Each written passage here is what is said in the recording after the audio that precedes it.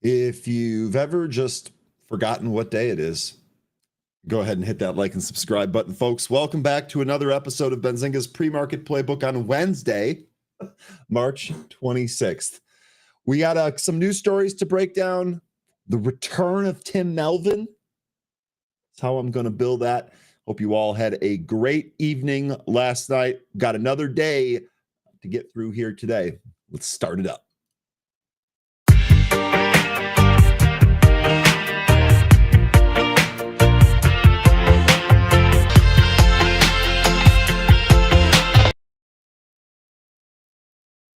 Good morning and welcome back, folks. It is great to see a whole bunch of returning faces. And like I just said in the opener, hope you had a wonderful night last night. And here we are. It is hump day. What is this hump day going to have in store for us today? We're just going to have to wait and see. Yeah, so fine. Good morning. I love the energy. Absolutely. You're giving me more energy. Good morning indeed. Pete, welcome back. It's good to see you. Good morning, my man. Artisan Custom Homes, good morning. Welcome back. Allsorts, good morning. Paul, good morning. Sun-Kissed Yogi, good morning. Ivan, good morning. Terlingua, good morning. I like your name. I like saying it. It's fun. Couch Potato, good morning. Chuck, good morning. Sebastian, good morning. Reaching Financial Freedom, good morning. Welcome back. Top of the morning to the producer on Wednesday. Wink. Day Trader, good morning. Hey, Day Trader, that Zeus thread, pretty awesome. Looks like you almost made like 100% really quickly. I didn't see anything on the utility of Zeus, but the gods are out there. Pretty sweet. Pretty sweet stuff. Let me know if you're still in that. Are you still looking for more? You have a target price. Prudenica, good morning. Larry, good morning. Special K, let's go. Good morning. Great to see you. Creation, good morning. White Chocolate Mocha, good morning. Bernhard, good morning. Hopefully you liked the presentation yesterday, Bernhard. I'm going to try and do more with Tim and Anne Marie, especially if when the market has uncertainty, because I really like the idea of coming up with like high quality, high value stocks and then trading long dated options on them, reduced or defined risk ahead of time, a very clear picture, and really good companies. I think that just might be a little bit safer way to trade. I know we do a lot of active trading in here, but I'm going to keep trying to do some of those presentations with Tim and Anne Marie. I think they really hit pretty well. I think that's a really safe way of keeping people in the market. Crystal, good morning. Welcome back. Javon, good morning. Welcome back. Torloff, good morning.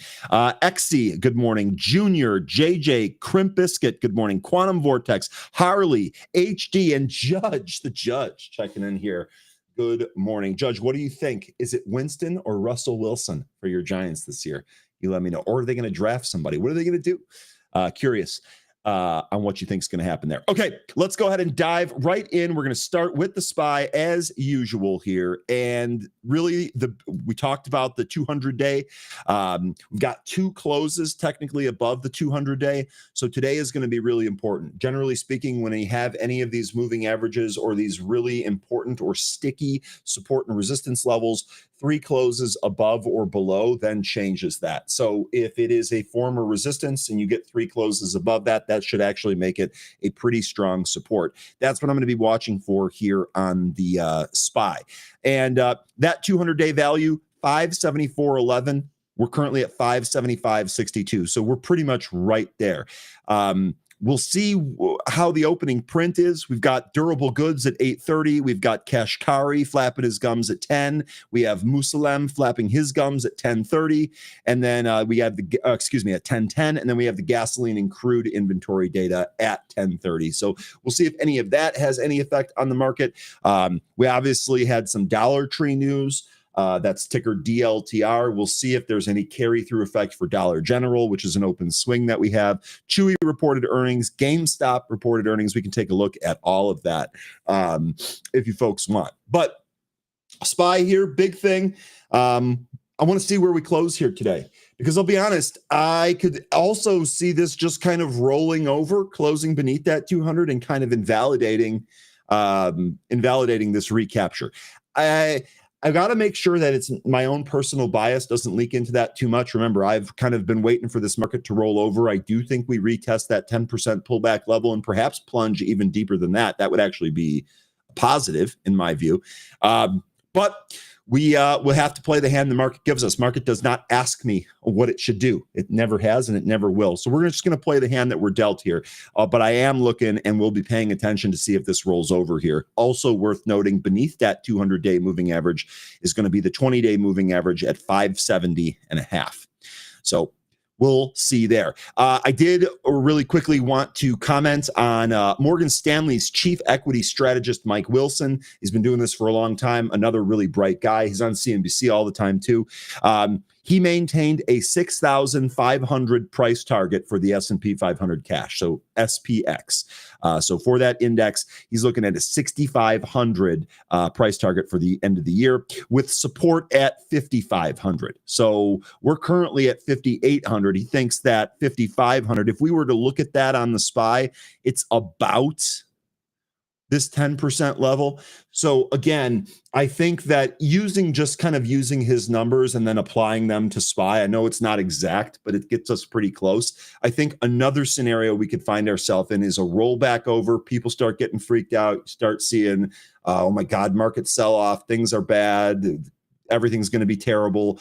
And then we roll over to that 10% level, peak below that 10% level, and then that puts the bottom in. I think that would actually be a tradable bottom. If we end up getting that, you'd have the makings of kind of a double bottom. I suppose if it really breaches through that 10% level, maybe it wouldn't look like a double bottom when it's all said and done. But for the most part, again, I just want to see a retest of that. A peak below and a recapture of that would actually get me to change my tune a little bit.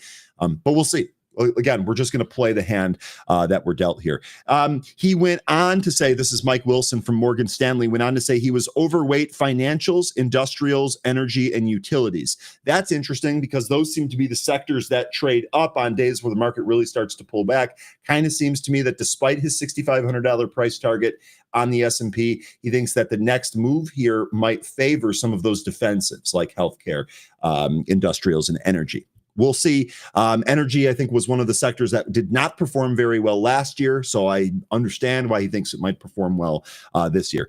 Whereas he was underweight the consumer in all styles. Okay, we actually saw some consumer stocks that were under pressure yesterday. Papa John's Pizza, this had kind of a rough day yesterday. I'm really kind of sold off there.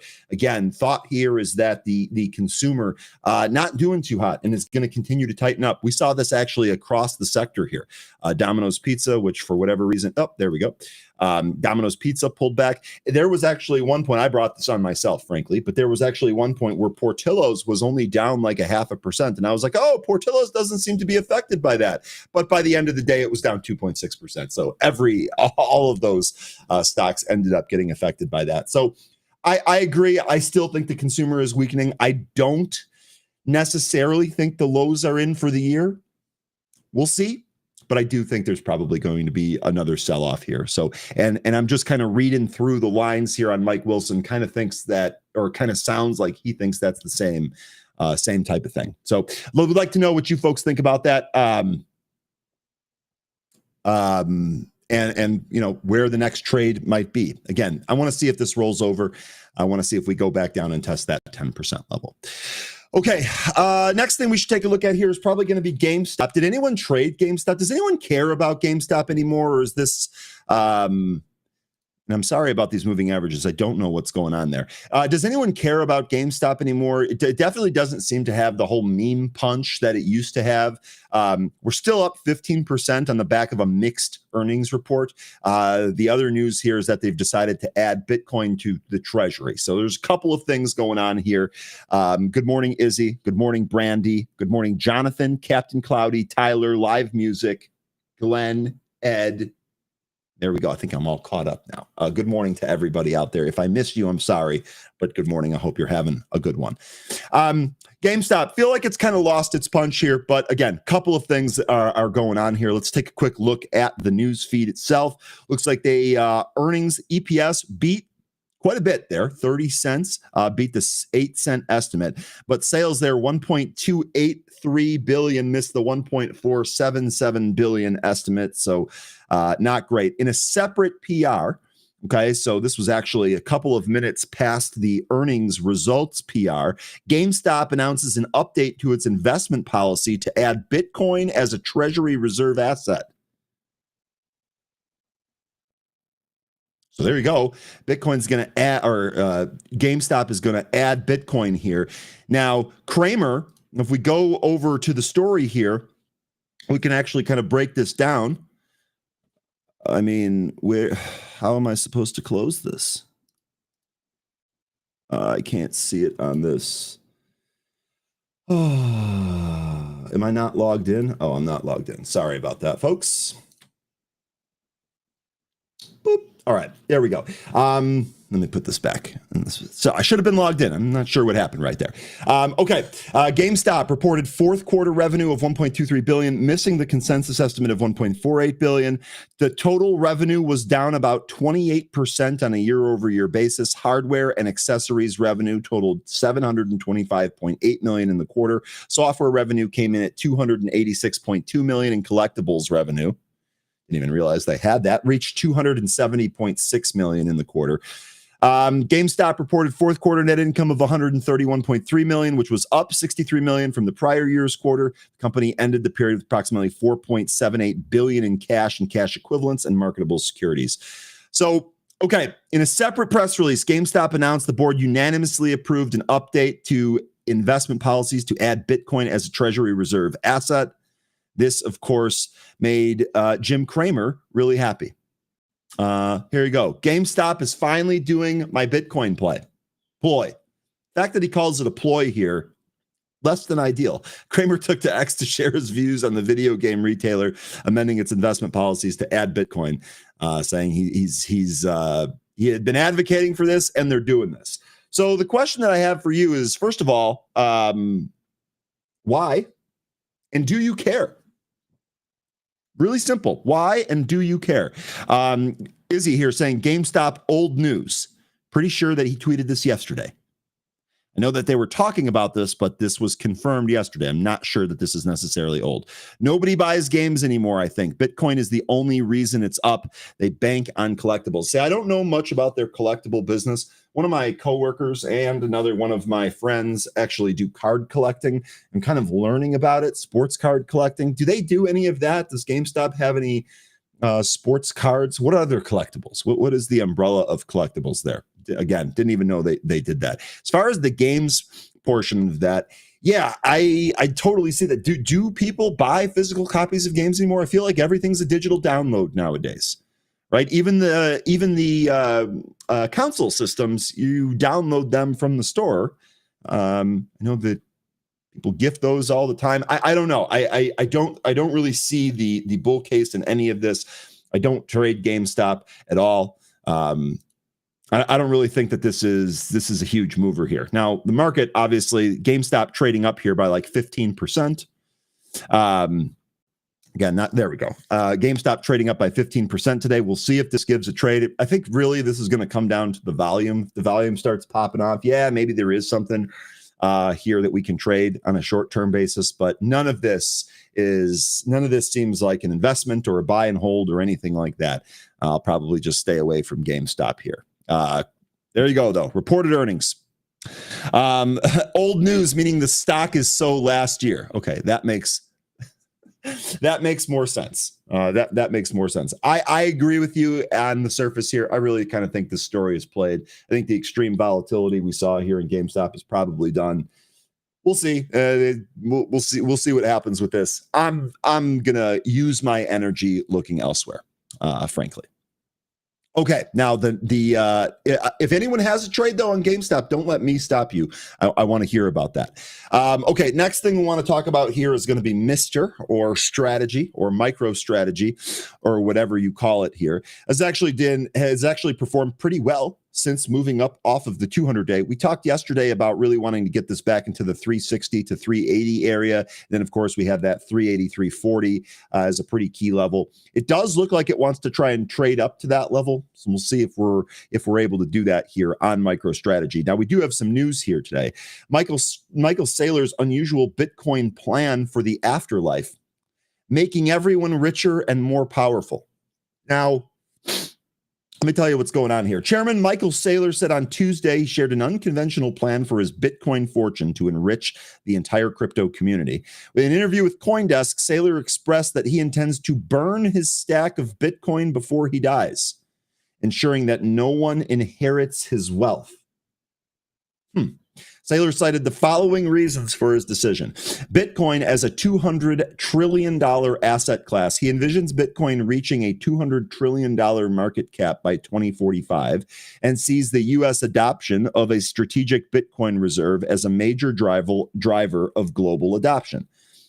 A decentralized charity. Instead of passing the Bitcoin on to heirs or institutions, he wants to leave all of our money to the human race by destroying his private keys. So what I'm reading from this is that basically he's going to amass all this Bitcoin.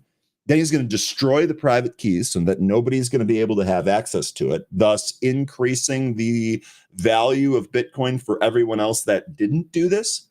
I'm going to be quite honest with you. I know this might make me a nerd, but this almost reminds me of Goldfinger's plan in the James Bond movie, the third James Bond movie titled Goldfinger, where he's like, yeah, I'm just going to put a nuclear bomb in Fort Knox and make the entire U.S. gold supply radioactive, and it's going to increase the value of my gold. And it seems like Saylor is adopting the same type of plan, except saying that this is going to benefit everyone else that doesn't burn their keys here. I don't know if this is actually going to work. To me, this seems a little crazy. I'll just go ahead and say it, but I'm not a crazy genius like Michael Saylor, so I'm not surprised that I don't quite understand this. Anyway, to continue here, Satoshi's vision. Saylor sees that this act is true to Satoshi Nakamoto's principle of financial sovereignty and economic immortality. Burning his keys means others get richer. Quote, no one should be able to steal your money. By burning my crypto keys, I make everyone in the network much richer and more powerful, he stated. So let me ask you, first of all, do you agree with this? Do you think that we've talked about this, he has amassed quite a bit here. Obviously, the way it stands right now, we talked about this really yesterday, but the way it stands right now, Strategy owns 2.41% of the total outstanding Bitcoin, a total of 506,000 Bitcoin. And just to correct myself, BlackRock owns the iShares Bitcoin Trust. They own 2.734% of that 21 million, or 574,000. So they own just about 70,000 more Bitcoins than Strategy does. So you let me know. I definitely know that this plan is unconventional. Do you like this? I hate to even say this, but the Saylor is older than me, so I suppose, all things considered, knock on wood, I might see this event at some point in my life. Not wishing for it, clearly, of course, but might see this event at I don't know. This just doesn't seem. I personally don't get it. It doesn't seem all that great, but we'll see here. I would love to hear what you folks think about this.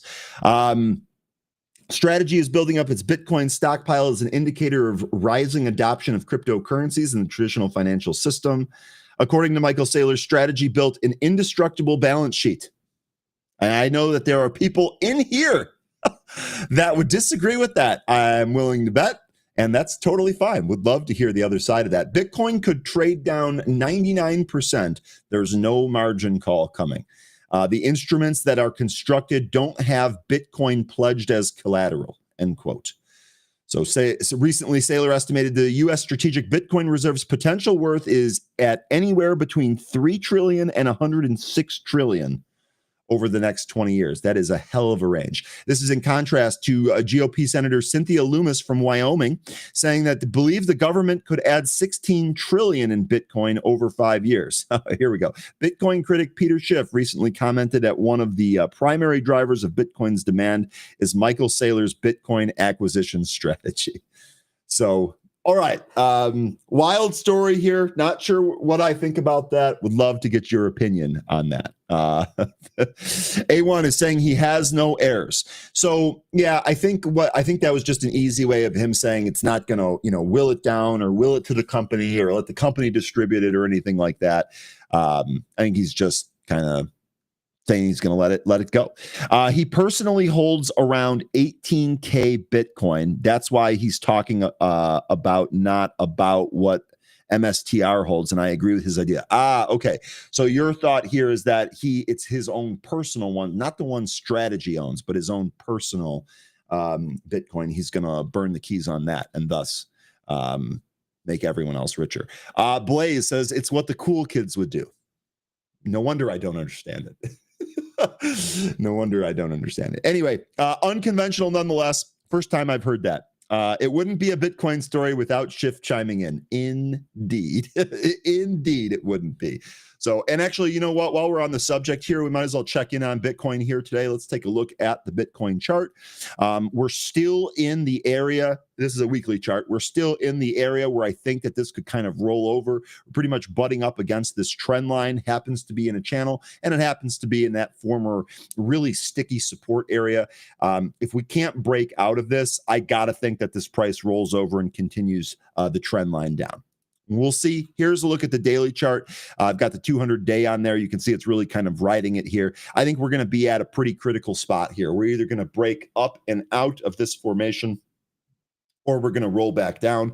And I want to see if we test lows. If we take a look from February 3rd, you can see we've made a series of lower lows here. So if we do roll over, I would want to see if we do that again. If we look back to December of last year, aside from this one move higher that inevitably rolled over in pretty short order, we've also continued to make lower lows there with this one exception. So we'll see what Bitcoin decides to do. It is at a pretty critical juncture here as far as I'm concerned. And I am still waiting for 70K. So we'll see if we can't do that. Yeah, he can't burn Strategy's Bitcoin, only his own. Okay, that makes more sense, honestly. Even so, we'll see what kind of effect that has. We'll see what kind of effect that has. All right. Next story that we wanted to go through here is going to be Lyft. Lyft shares today. What's going on? Now, a couple of things. I told you a while ago we had followed an unusual options trade into Lyft. Those were the April 20s. Stock here is like 12 and a half. Let me pull it up here on a chart. I think stock's like 12 and a half bucks. Yep. Yep. Current price right now, $12.58. So I don't think that call play is going to be alive when we get there. Maybe they knew something about this, but Lyft has had such a beating, and it is lagging so far behind Uber that I really don't think that trade's going to work out here. But shares are trading higher Wednesday following reports that activist investor Engine Capital has taken a stake in the company and pushing for a strategic review. Now, that part I get because Uber is eating lunch. Uber has an international footprint that Lyft doesn't have. Lyft is only in US and Canada. Obviously, we have the food delivery and the Uber Eats division there. They're just executing on all cylinders. Lyft really isn't. It's easy for me to say. According to Bloomberg, the investment firm has acquired about a 1% stake valued at approximately over $50 million and has been engaging with Lyft management to express concerns over the company's stock performance, strategic direction, and corporate governance. All of that makes sense. Engine Capital is urging Lyft to conduct a strategic review, improve capital allocation, and eliminate its dual-class share structure, which currently gives co-founders disproportionate control. Initial reports mistakenly suggested Engine Capital's stake was $500 million, but that figure has since been corrected to $50 million. Lyft struggled over the past year with the stock losing more than a third of its value, leaving the company with a market capitalization of around $5.4 billion. Investors remain skeptical. Investors remain skeptical about the long-term viability of Lyft's business model, particularly as autonomous vehicle technology advances. Unlike their chief competitor, Uber, which has a global footprint and diversified revenue streams, Lyft operates solely in the US and Canada, making it more vulnerable to domestic competition and shifts in the transportation industry. So some activist investor in there. We'll see if this makes any difference here for Lyft. Again, the unusual call flow that we followed before is probably dead. This thing would have to make a pretty huge move very, very quickly for those calls to even get back to even. If they do, I'll consider that lucky. But this was kind of a small position to begin with. So we'll see what Lyft does here. Let's do a quick check on the Lyft chart before we do that, and then we'll get over to Tim Melvin. And I'll tell you what, I know you guys missed Tim. I know we didn't have him last week because of the traveling. We got him this week, though, so we're going to get to him here in a sec. Let me just fix this chart up real quick. Boop. And let's see where we're at here on Lyft. My God, why is it not loading these stupid lines? Here we go. So the 200-day moving average, 1337, or LEAT, for those of you that played video games in a previous life. We'll see if we can actually get above that. Remember, Lyft recently death crossed here as the 50 moved through the 200 to the downside. We did kind of bottom down here at 11, and this represented a higher low from the previous bottom that we have. So we'll see if Lyft can get above that 1337, hold, maybe close several times above that, and move back towards the highs. Realistically, though, just kind of looking at this chart, we're going to be fighting this trend all the way up. Again, this is just another reason why I think those 20 calls will be dead. Izzy here in the chat says Lyft will be bought by Tesla one day. That might be the only way out of this for Lyft, at least for the stock, or for anyone that holds the stock. Because, like I said, just take a look at this chart. I mean, this has not been the greatest stock at all, by any means. So we'll see. If Tesla does buy this, maybe that's a boon for Lyft shareholders. I don't know if that's the case. I don't know if that's planned. And frankly, I just still cannot bring myself to give a single damn about self-driving. I absolutely love driving, and I think that this is a complete shame that the world seems to be moving that way. Okay, that's just my personal 2 cents. Let's go get some more hot takes from our favorite Tim Melvin. Let's go ahead and bring him on.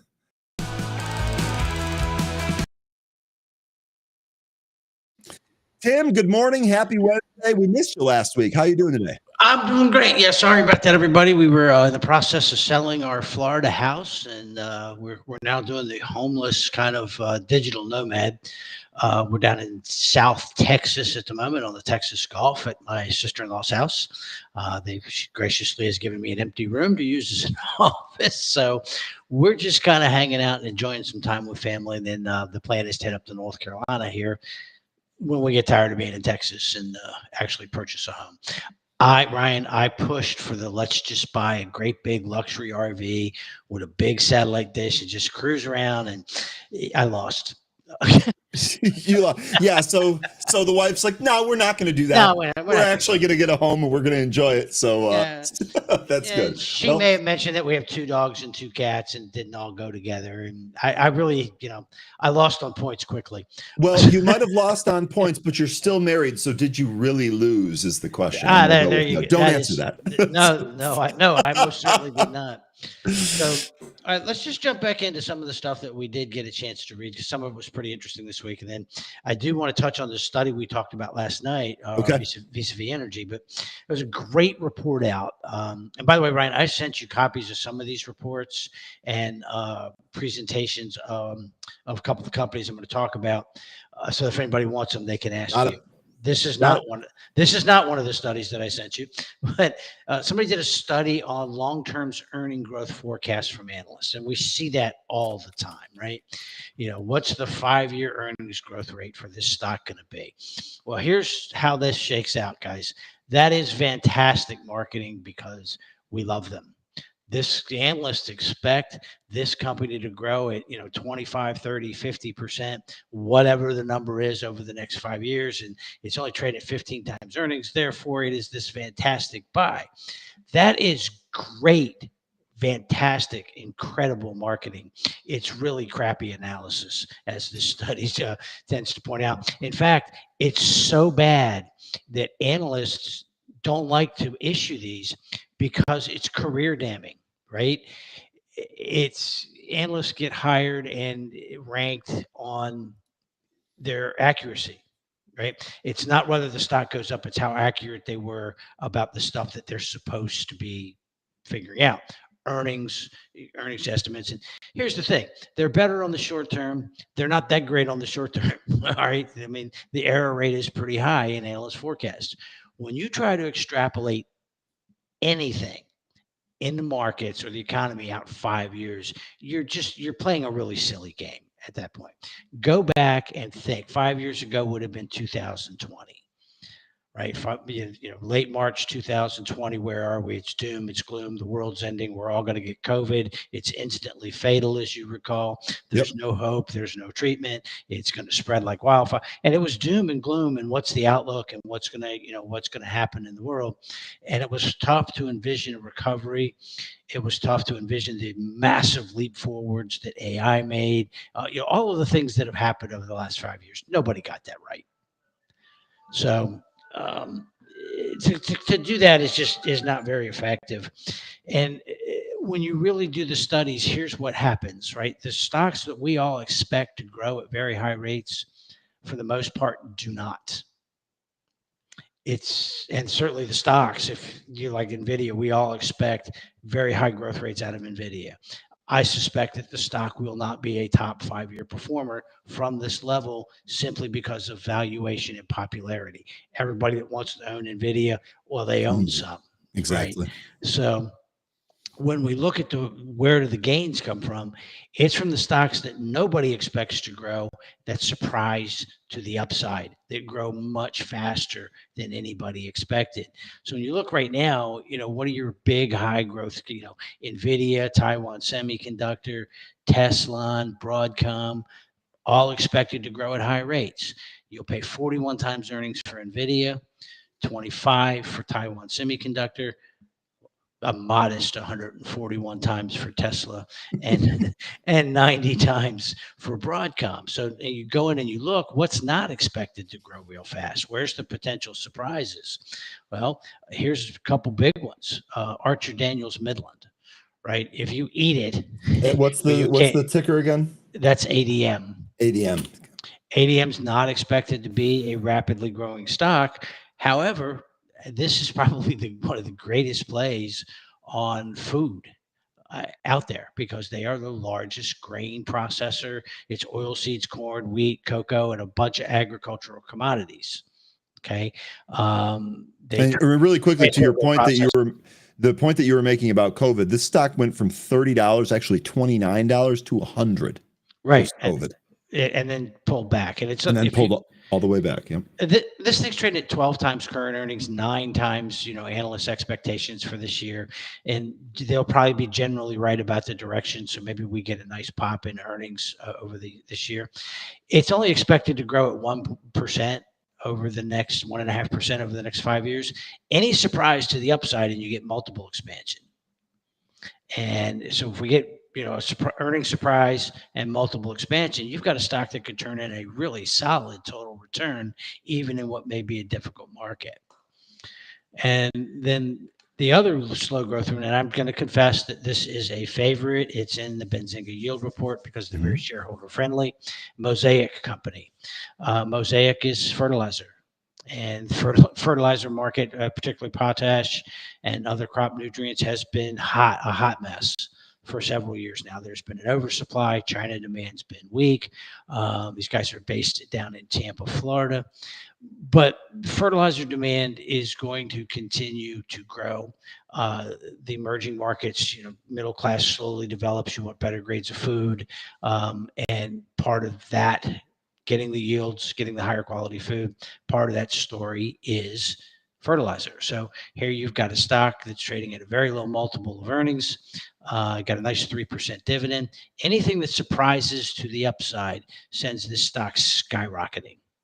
The other thing is this stock has actually recently recaptured its 200-day, and it's back testing it and thus far holding it. So chart-wise, this actually looks pretty good here. It looks like this put in a pretty good bottom as well. And then you look at another stock that, Cisco Systems, CSCO, is expected only to grow at about 5%. Now, I'm a little puzzled as to how we're going to have all this technology and innovation and everything that's going to happen when one of the biggest providers of network services, and what most people don't give them credit for, they're one of the largest cybersecurity companies on the planet. So here's a stock that really, it's trading off of the highs a bit. Cisco's still going to be a huge part of the future. So if analyst pessimism turns out to be excessive, then the potential for a big move in the stock is here. And I know we all get caught up, Ryan, and the reason I brought up this study today, I mean, there's better stuff to talk about, but this is an important point. When we look at these companies that we expect to grow at a very high rate, it's like Warren Buffett said years and years ago, you pay a high price for a cheery consensus in the stock market. So if everybody expects it to grow, and everybody loves it, it's a great company. Absolutely no question. And it's, in 1999, 2000, Microsoft, Cisco, they were all great companies, right? They outlasted, killed off their competition for the most part. They were lousy stocks for the next 15, 20 years because the multiple that you paid was so high. Now we're seeing some of that today. Is Nvidia a great company? There's absolutely no question about that. It's going to be a contender for one of the greatest ones in the history of the world. Same with a Broadcom. Tesla is clearly a great company. You can like them, you can love them, you can hate them, you can love EVs and solar and space. You can like or not like Elon Musk. Everybody seems to be split on that one. I think Elon Musk is one of the most fascinating businessmen of the last 100 years, but that's just me. However, from this price, it's going to be tough to have long-term growth. So, long-term stock performance. But when you find stocks where nobody expects much of anything, and this is where credit analysis becomes good. Somebody just threw Agro and Dole up there, both solid picks as well for the same reasons. Fresh Del Monte, FDP, very low growth is expected from these guys. Anything that happens that provides an upside surprise to growth leads to this stock having a much longer, much higher rate of return than anybody expects. So you're better off with your long-term cash, guys. I'm not talking about what you're trading by the hour or by the minute. This doesn't apply to that. But for your long-term cash, you're better off looking for stocks where the surprise can be to the upside, not the downside. And that's where using very low multiples of earnings and of book value come into play. So you find a company where nobody expects much, that's trading at 8 times the cash flow produced by the business and has a strong credit profile, and you build a portfolio of those, you're going to get enough huge surprises to the upside to have just market crushing returns. So the whole point of the study and of bringing this up is, there's a good chance you're shopping in the wrong neighborhood if you're looking to outperform on the upside as a long-term investor. You want to look where nobody likes it and nobody expects much, but they've got what it takes to stay in business from a credit point of view. And then if there's any sort of upside, you become a massive winner. So anyway, it was a cool study. I wanted to kind of share it with you guys because the insights are big. Now, this study I did share with you, Concretum. We've talked about those guys before. They do a lot of short-term and day trading studies that we've shared. They did another one on trend following that came out. We talked about it briefly, but didn't really get into the nuts and bolts of it back then. They looked at stocks from 1950 to 1924. So I think we have a good sample size here. They looked at all liquid stocks, and they used simple trend following filters. What they used was the all-time high breakout. And that's significant, and I'll get to that in a second. What they found is this is ridiculously profitable. Buying stocks at an all-time high with, by the way, a relatively high stop. They used 42-day average true range to calculate the stops, and they trailed it up as the stock went higher. Here's what they found. You had a 42% win rate, which is great for trend following. Okay. However, it was just 7% of all stocks that provided the excess returns, the massive gains. So this goes back, if you remember William O'Neill and CanSlim, that was all the rage in the 1990s. And still, a lot of people still use his system. And it was also based on an all-time high breakout system. As the stock fulfilled a certain pattern and broke out to the all-time high, O'Neill would buy it. And he had some earnings growth criteria in there as well, if you recall. So he was looking for these fast-growing companies. They have a little cup and handle pattern. They break to an all-time high. He buys it with a very tight stop. Turnover was outrageous because you got stopped out a lot. Yeah. Okay, just like this system would do. You're going to have more losers than winners. You're going to have a bunch of small gainers. But that small handful of stocks that hit the all-time highs and just keep going.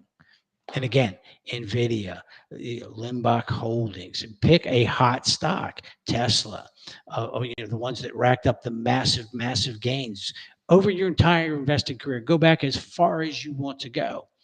It hit an all-time high and proceeded to just make a massive run without ever making a significant pullback at some point in that journey.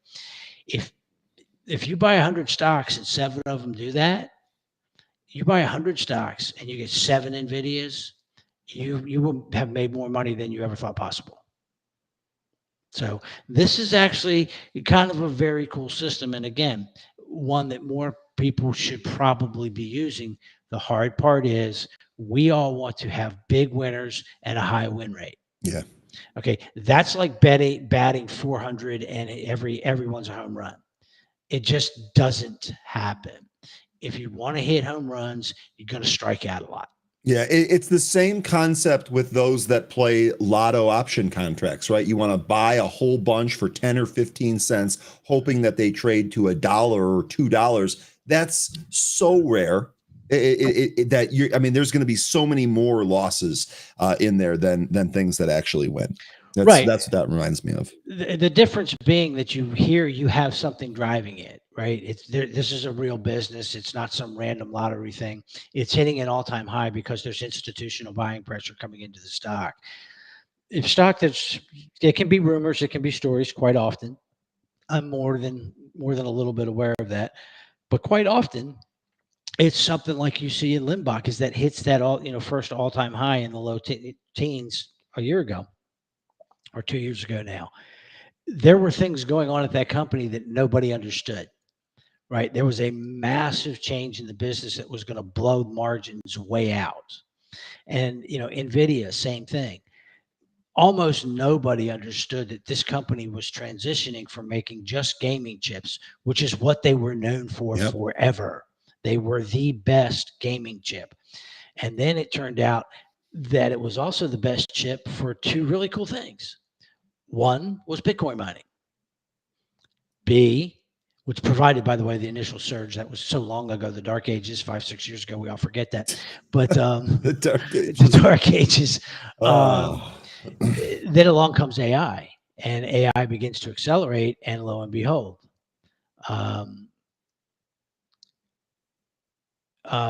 the stock proceeds to make this just massive run because their chips are the best for AI. So it's a big difference from a lottery ticket. I mean, you can limit your losses to 7 to 10%, like O'Neill did on any bad trade, not the entire $2 that you paid for the ticket.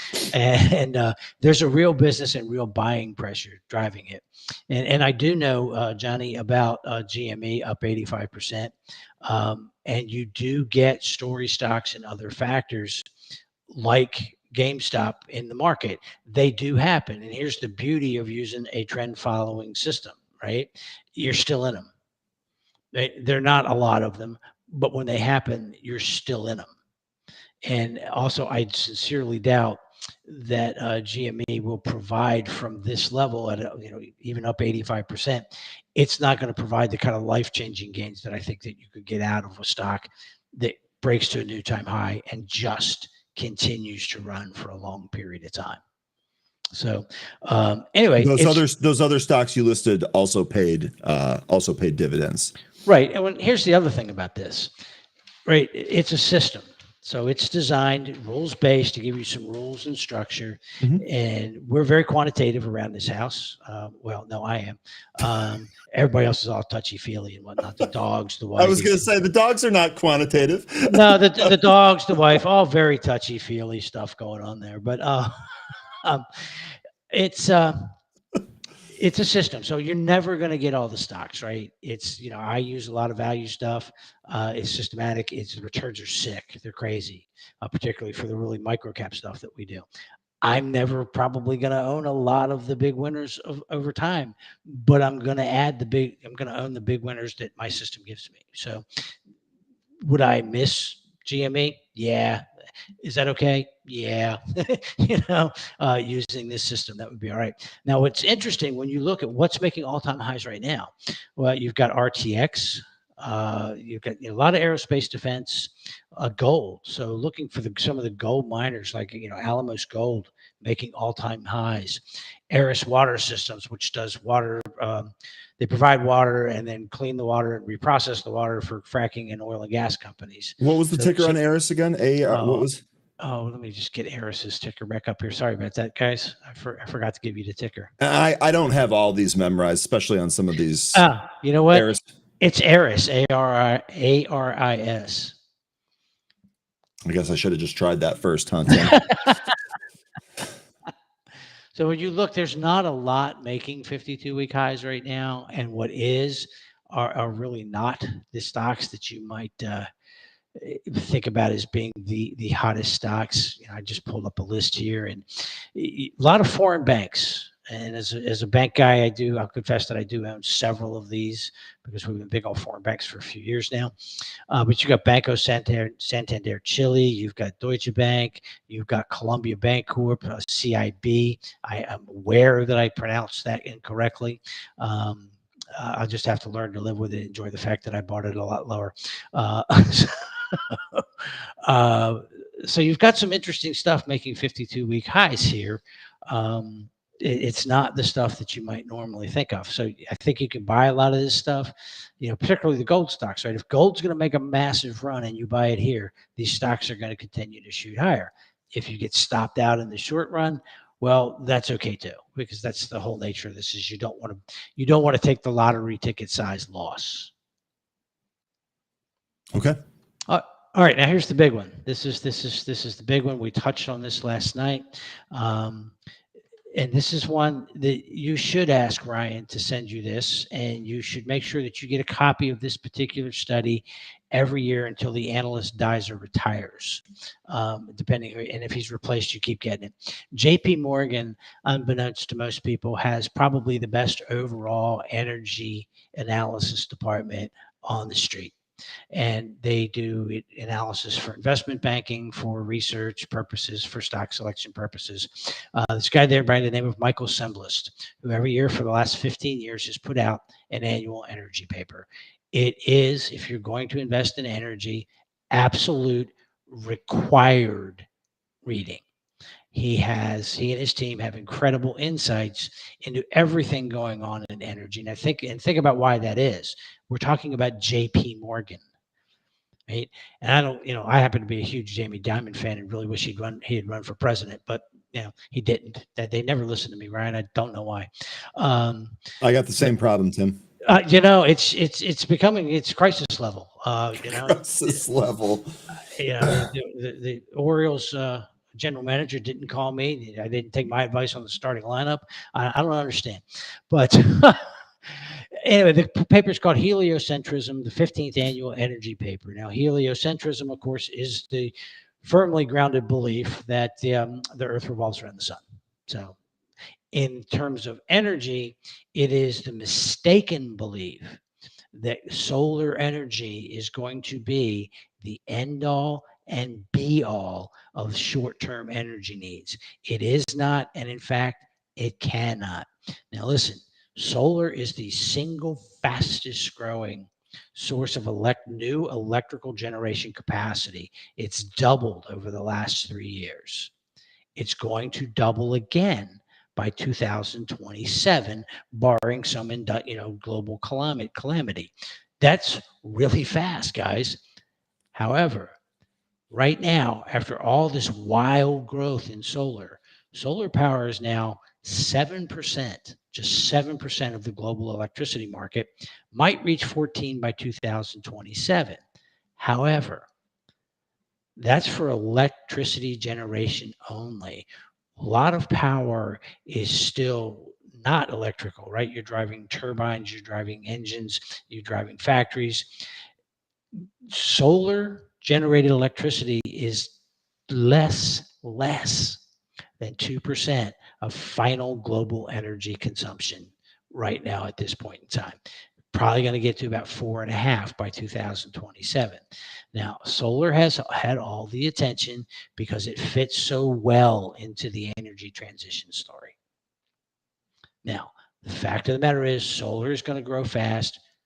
Energy transition is absolutely going to happen, but it's going to happen much slower than anybody ever told you. You know, talk of 2030 or net carbon zero by 2050. They may get there by 2050 on paper because they make some ridiculous claims about carbon, how much carbon they're removing via this, and how much they're saving with electric vehicles. Almost none of that is actually true. But there's this huge international grift. We're really good at that here in the United States. There were people out there who were getting grants, Ryan, as part of the energy transition to grow plants. They call it carbon capture. And all they simply do is grow plants with longer roots. And that's worth like tens of millions of dollars. It's crazy. So all of this focus on solar energy is great. And if you can find a solar operator at a great price, you should probably buy it because it is going to grow. It's also probably going to be Chinese or European. But oil and gas is going to be with us longer than you realize, much longer than anybody wants to admit or talk about. And this is creating a pretty big opportunity, because oil and gas stocks have been the red-headed stepchild of the stock market for some time now. We get a little bit of a rally, then something happens, as we've recently seen, oil prices pulling back down. We have fears of China, and the drill baby drill concept that we hear about is very cool, but it's also not going to be a reality. Now, oil and gas is going to do really well under the Donald Trump administration, because the administration will relax pipeline restrictions. They will make it easier for wells. Maybe, I doubt this because it's really hard to do at a local level, make it easier to build the badly needed refineries that we need here in the United States. So there's a lot, going on that's really positive. But oil and gas executives learned their lesson back in 2015 and 2016, when they were encouraged to drill baby drill by their then President Obama to get oil and gas prices down. Well, a lot of them drill baby drilled their way right into bankruptcy. And so we're not going to see that again. Oil and gas company executives have kind of learned their lesson on this. We have growing demand for oil globally. We have growing demand for gas, and this stuff is underpriced, which sets up some of the best long-term opportunities that you're ever going to see. Now, I'm going to run out of time, because I always come on here and I say not going to take too much of Ryan's time this morning, and then I proceed to take it all. So let me just give you a couple names here that I think you want to have in your arsenal. And the first up is one of my favorite long-term plays. This thing is going to be a 10-bagger or more over time. And this is Crescent Energy, CRGY. You're collecting a current dividend of 4%. The stock's trading at a huge discount to tangible book value. This is a partnership between the old Contango Oil and Gas, which is run by John Goff, one of the greatest deal makers ever. We've touched on this stock before. Yeah, we have. A premier position in the Eagle Ford and the Permian. Number 3 gross oil producer in that particular region. They have extremely long-lived assets. They have 2,000 years worth of proven reserves across everything. They've got established infrastructure. They're a big player down in the Gulf Coast region, which leads to LNG, which is going to be massive. About 50% oil, 50% oil and gas liquids. They use the cash flow. They have a shareholder first approach, which is very cool. So they support a base dividend. They're paying down debt. They will buy back stock as the need occurs. Coming into 2025, before oil went down, it's important to know that they were 60% hedged. So this didn't really sting as much as it might have had they been unhedged. So reasonable low levels of leverage at this thing, very reasonable. Fixed dividend, the ability to pay out excess dividends once they get that down to where they want it to be, and they will also do opportunistic buybacks. So Crescent CRGY, be patient, make volatility your friend, but this is going to be a massive stock. Yeah, I actually really love the chart here. We really just came right back down to a real sticky support area. We had a head and shoulders on the chart that has now resolved and kind of out of the way. And we have a couple of pretty good targets above. So I actually really like this CRGY chart. Back that it pays the dividend, giddy up. Yep. Okay. That. Next up is Granite Ridge. Okay. That's GRNT. I love this. This is like having your own personal oil and gas hedge fund. They are a non-owner operator of oil and gas rigs, which means they buy minority interests in oil and gas rigs all over the United States. They have literally thousands of these things. What's very cool, that these small interests, right? You can move in and out and around in these things. So you can shift from this basin to that basin, get out of a well very easily where production is declining. So you can manage the portfolio as you need to. They are in all of the major basins: the Bakken, the Utica, the Haynesville, Eagle Ford, Permian, and the Colorado Basin. So they're everywhere that they need to be and can move around. This is an income stock, guys. Income stock primarily. It's a 7.5% dividend yield. Mm-hmm. Production is growing, so you can expect the dividend to keep going up. It's trading at about, I don't know, 3 times the cash flow produced by the business. Private equity has moved way out of the traditional oil and gas patch over the last several years. Under the last administration, private equity activity in the oil and gas industry was discouraged because, if you remember, one of President Biden's goals, or the goals he was told that he had, was to eliminate the oil and gas industry pretty much and replace it with renewables. It was always a pipe dream, but private equity pulled back. Now these guys, they're buying minority interest in wells with, the big players: Exxon, ConocoPhillips, Devon Energy, Civitas, Permian Resources. I'm just looking at some of the various ones Comstock Resources. These are not operated by Billy Bob Thornton on a string. These are run by the major oil companies that are trying to get the most production out of it. So they're using AI to underwrite where they're committing new capital. They're doing an incredible job. And whatever cash flow is left comes straight through to us in the form of dividends. So, and full disclosure, I own this one, and I've owned this one for a pretty good amount of time here. I love the dividend on this. Yeah, and every time that I pick up the morning paper and I see that oil and gas markets are gone down because of blah blah, or this blah blah over here, or this guy said that, or this guy did this, I buy more. Right, and it's not an MLP, so you've got a straight pass through on a 1099. You don't. Although if you're losing, so I always tell people, if you're losing sleep over having K1s, you've cost yourself an enormous amount of money over the last 10 years. But we really, really like the non-owner operator model. And like I said, this is my favorite. It's small, not going to be a shocker if somebody comes in and buys it. Mm-hmm. I absolutely love the management here. They're doing a tremendous job. Look, oil and gas is going to be with us for a very long time. There is a slim outside chance that my granddaughter, 7 and 3, see a 100% renewable energy U.S. electric grid. But it's a pretty small chance. Odds are there's still going to be oil and gas. There's still going to be gas stations. A lot of electricity is still going to be generated by natural gas. And we're still going to be shipping LNG to an energy-starved Europe who's made stupid decisions and has no way to turn lights on. So that's kind of the outlook. If you're long-term part of your portfolio, here's 2 picks. Just put them in there, let the dividends pile up, let time and value do the heavy work. They should make you an enormous amount of money. Quick question on XIII, because we did have that one. That was NEP, as you know. Very disappointing what management of the parent company did there.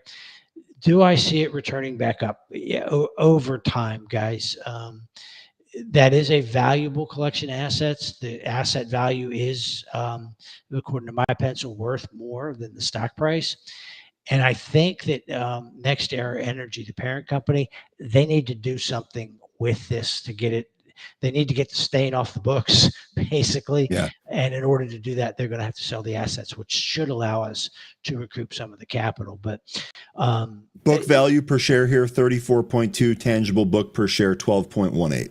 Yeah, so I mean, substantially under both of those numbers. Yeah, there's upside to this, but it's going to take a while, and it's going to really be up to the parent company management as to what they do with what is admittedly a very valuable collection of assets. I think eventually, because the parent company also is a big one of the largest players in solar and wind power, I think they find a way to buy it in without upsetting people more than they already are. So I haven't sold mine, but I wouldn't run out and buy a whole bunch just right now either. Yeah. And I by the way, so the parent company here, NEE, Next Era Energy, and I did take the loss on that. So I know I was trading that one. I ended up selling it. I'll make that money back faster some other way.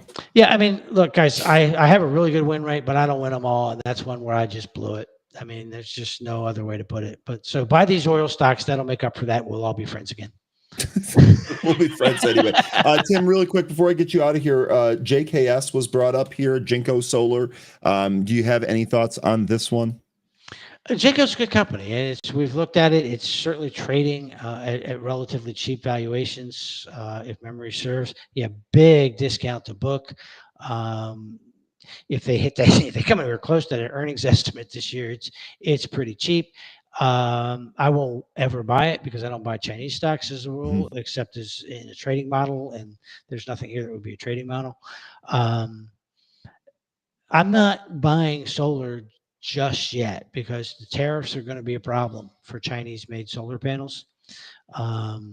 So we're kind of holding off on that. When it is time to buy and it's time to really jump in there, I'm going to be way more interested in First Solar.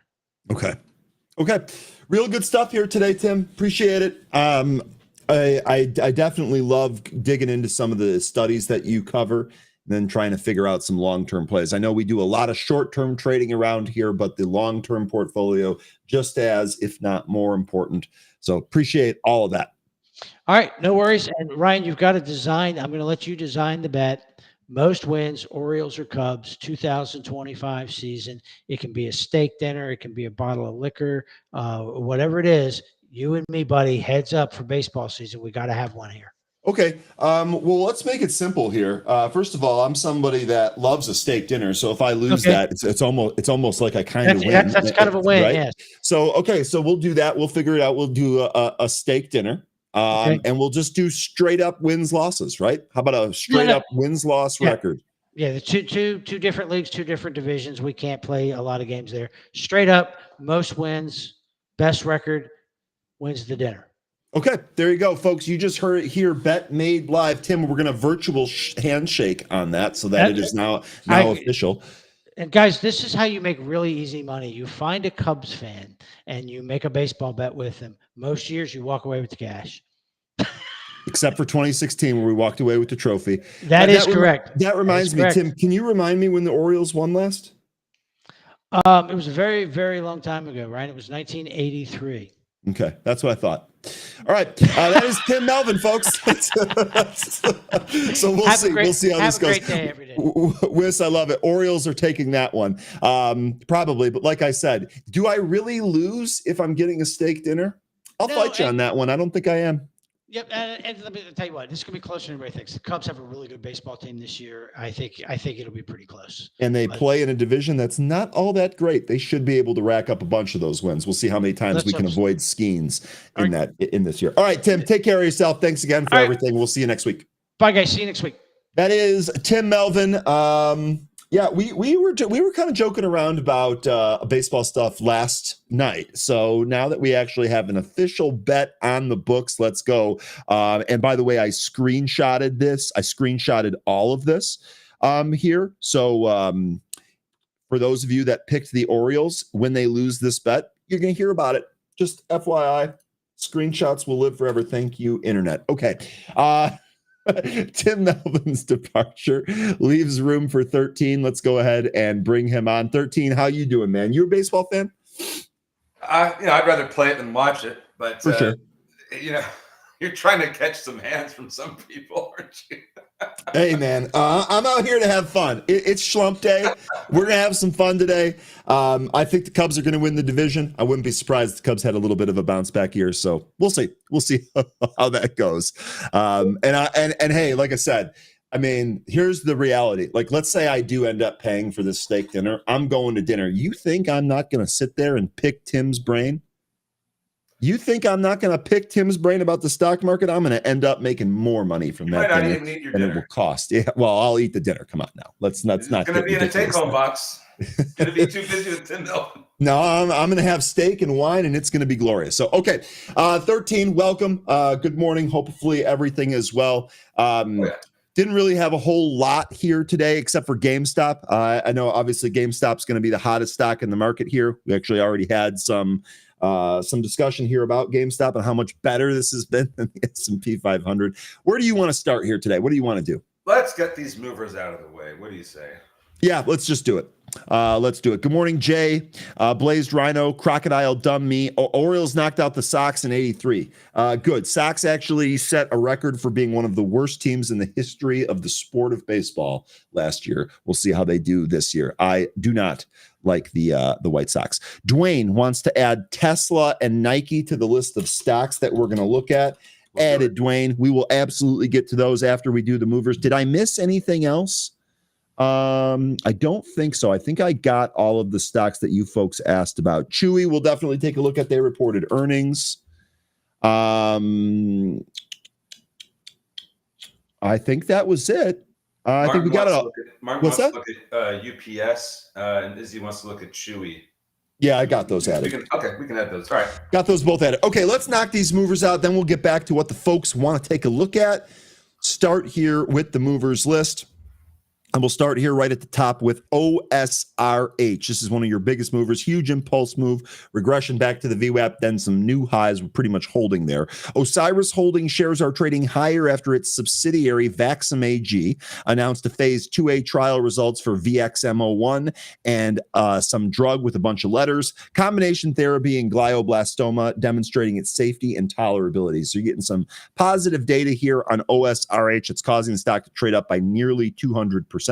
Quick look at the short interest on this. We do have some raw short interest, but it's very, very low. And it looks like we don't have a float figure here for this. On average, stock trades 2.7 million shares, but this morning we've traded just about 37 million. 13, what do you got on this? Did you dive into this study at all? Yeah, a little bit. So OSRH hasn't been on the exchange for very long. They're just a holding company with some other companies beneath it. The one of which is the Vaxim AG.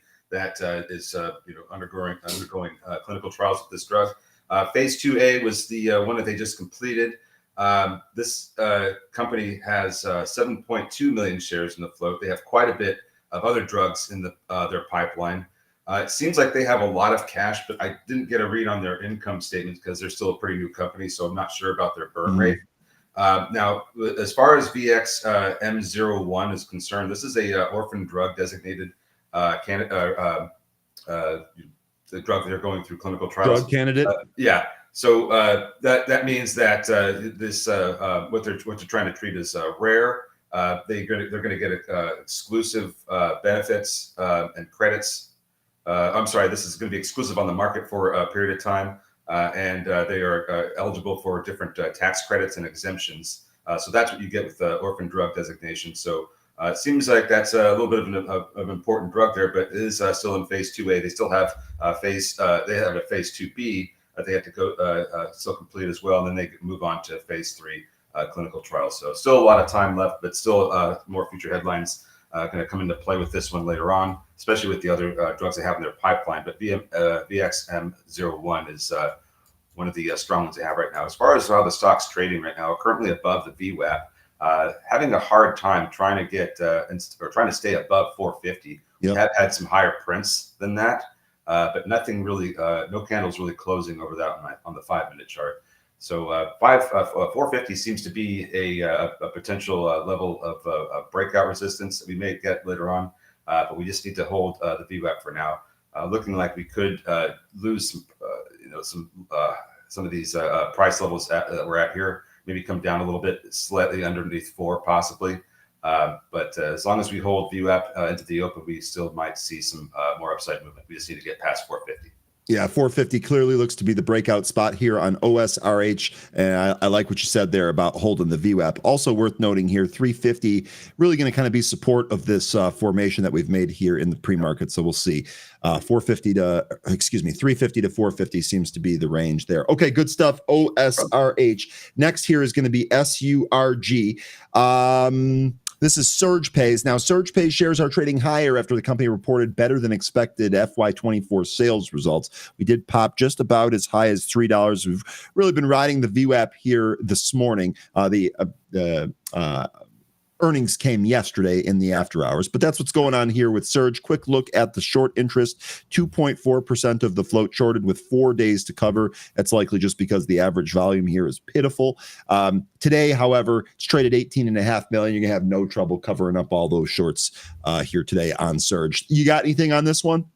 Yeah, 14.5 million share float. The earnings, it wasn't the earnings that was actually the highlight. It was really how they were guiding.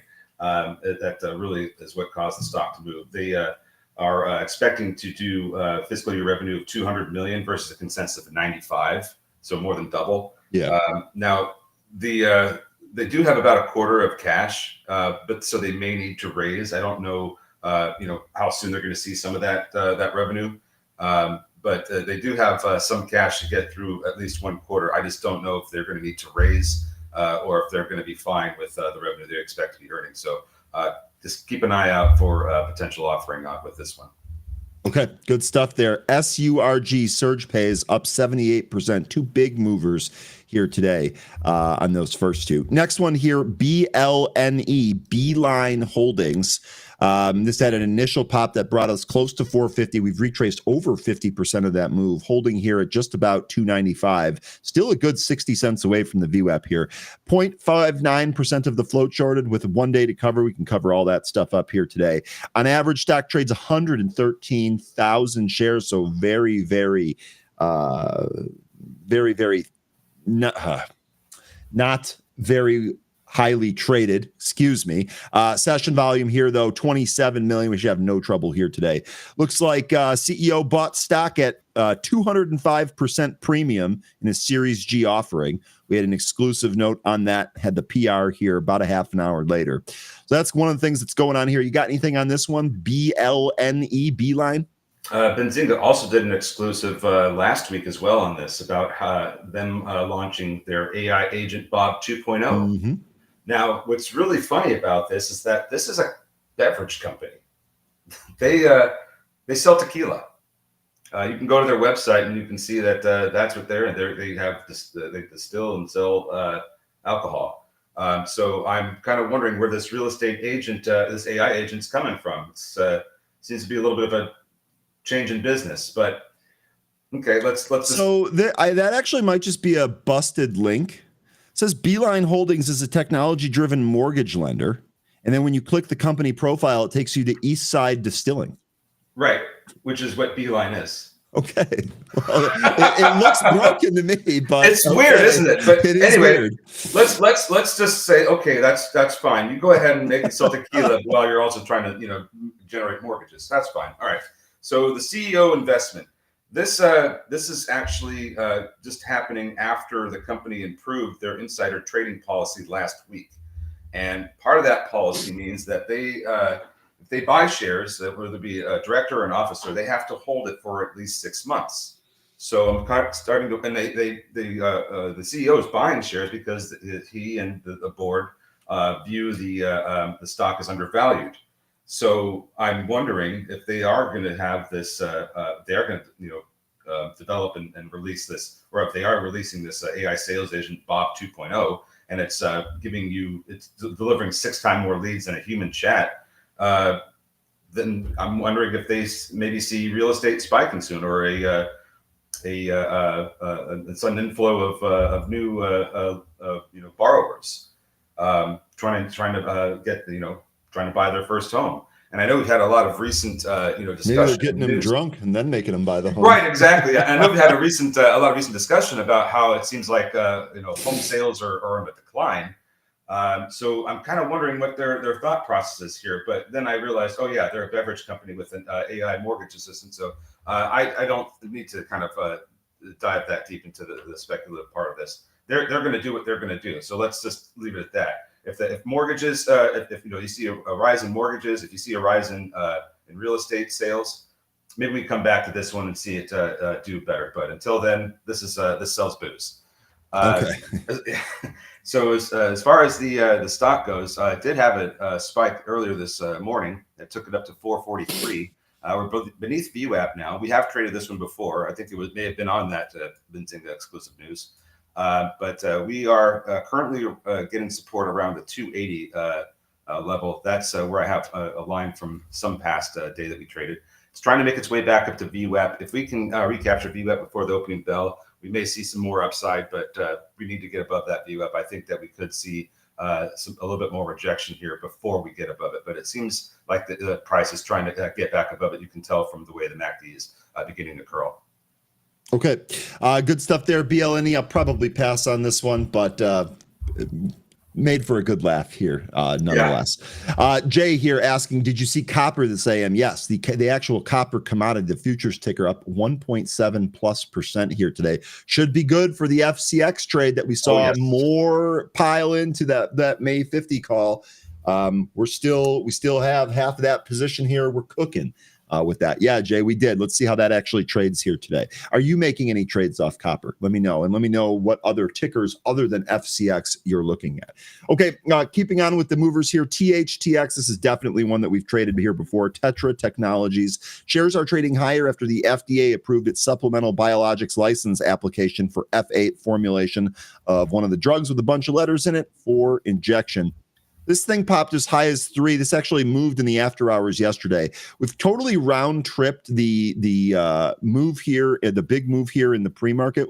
We're actually lower than we were holding yesterday. So that gives me a little bit of pause on this. Short interest here, negligible, 0.13% with 1 day to cover. There's basically nothing there yet. 31.5 million shares in the float on this one. An average stock trades 190,000 shares. Today we're plus 33 million. You have anything here on THTX? You're right to be skeptical because every time that we see these news headlines about they accepted an application or they did another part of like the lending process and the stock runs on this, what I consider to be rather insignificant news. This is just part of the process with the FDA for for allowing their drug to be administered as an injectable. So I'm kind of wondering what the big reason for the move is here. It's just a headline. It has no substance to me really. We've seen many of these before. Mm-hmm. So I feel like the news isn't really that strong. But the stock is moving, so let's see if we can find anything here with it. We're beneath VWAP. We're trying to recapture the 65 EMA on the 5-minute.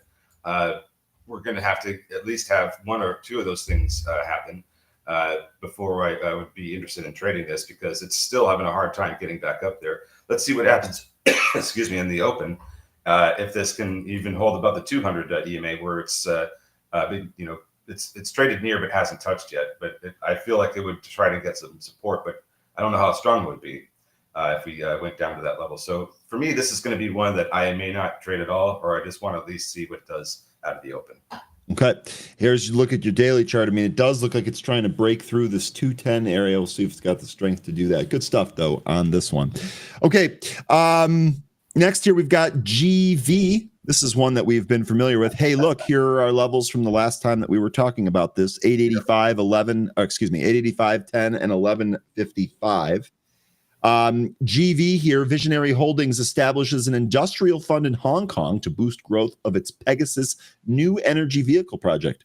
Visionary will serve as the lead investor, contributing 10% of the total fund amount. There's your news catalyst here today for GV. Let's do another quick check here on this.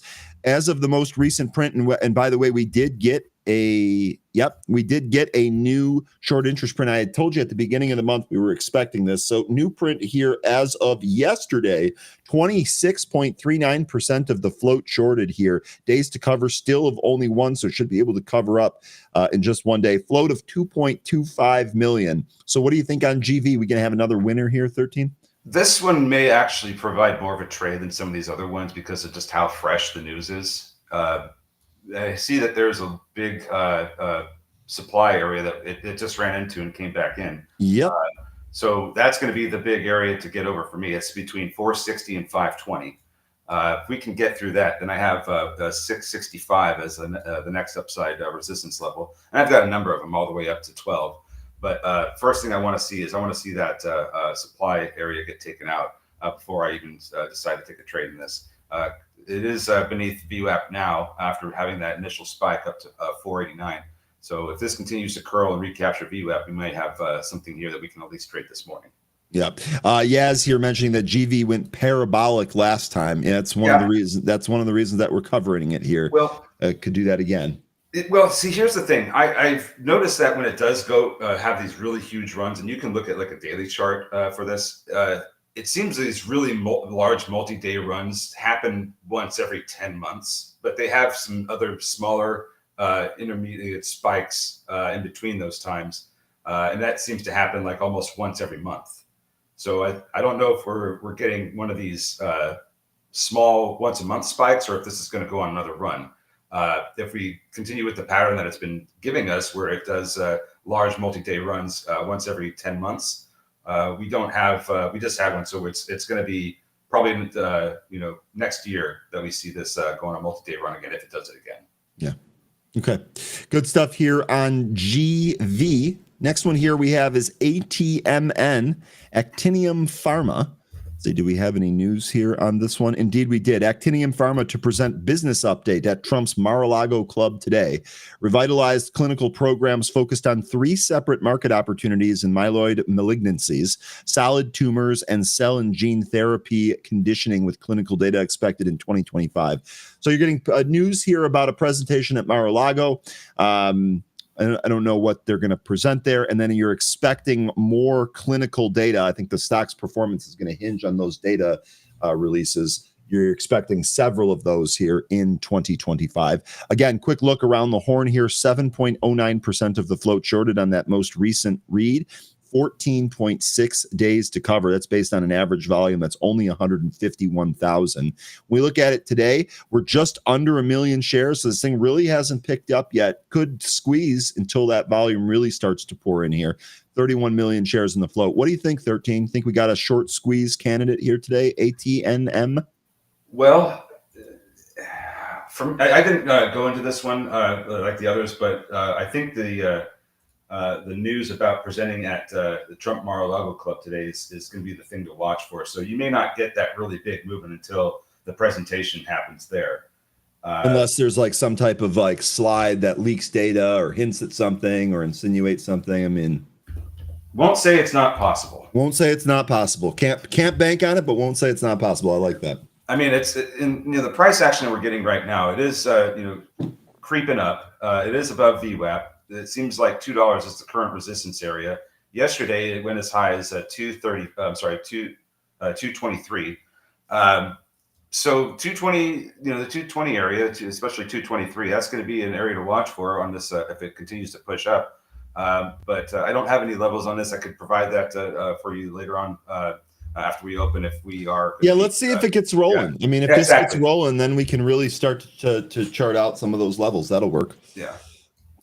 All right, good stuff there. A couple more that I wanted to mention here. This was DATS from yesterday.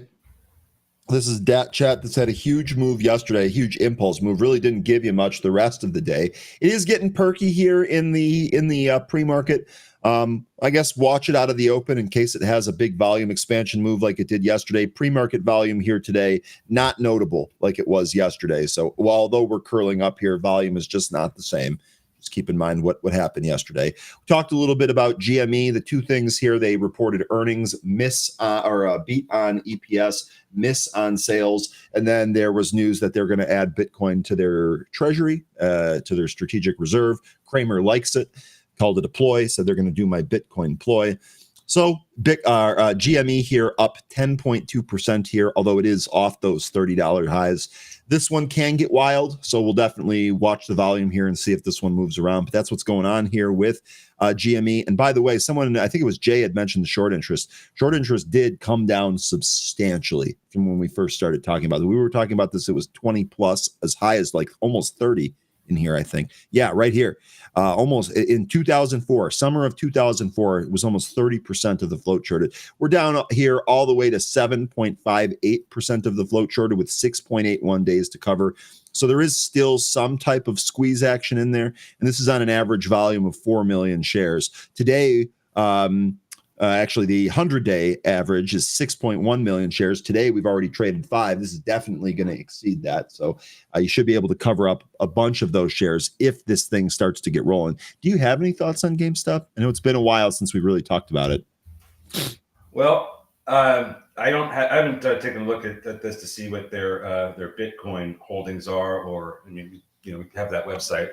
But yeah, I think they just announced that they're going to. I don't know that it's got it yet. I don't know that they have any or enough yet. Let me see. Anyway, keep going. I'll go through the PR here. Yeah, I mean, this is just approved. They just got the approval. Okay. So yeah, I mean, it seems like they are turning around their business, or trying to, but this still isn't liked by me. I have my reservations about this stock, and still has a 372 million share float, so still really heavy. I think there's better things out there, but it could be a good trade. I just don't know. I just don't know. We will watch GameStop, ticker GME. I do think this kind of lost its punch from when this first broke on the scene and was just going crazy. I don't know that it has that in it. We'll see, though. Now that I've said that and put that into the universe, it'll probably do it. We don't have that environment like we did back then. You didn't have that environment where everybody was home, where they're getting stimulus. You had super high short interest. You had all these conditions that just made it so that it was able to run like it did back in 2020. Those conditions don't exist right now. Yeah. Okay, we'll see. I feel better about it. Okay, MLGO, this was a big runner from yesterday. This thing went almost as high as $20 yesterday. It's actually still holding here and getting a little perky here in the pre-market. I'd watch that pre-market high. That's also almost the same level as the pre-market high from yesterday. But MLGO gearing up again. I don't think there's anything new on this one. Yes, there is. They plan to sell more shares. Never mind. Excuse me. Thank you. So this actually came in the afternoon yesterday. Mm-hmm. This wasn't even this morning. Plans to issue additional shares at an offering price of 80 cents. Stock is $13. Yeah, that was what they did the offering price last time when we were trading this. It was like on Monday. They did an offering shortly after we opened of 80 cents. Yep. And or maybe it was before we opened. But anyway, it took down the stock briefly, and then it just rocketed right after. So just be prepared to see that offering of 80 cents happen again. If they're announcing it, it could happen as early as today.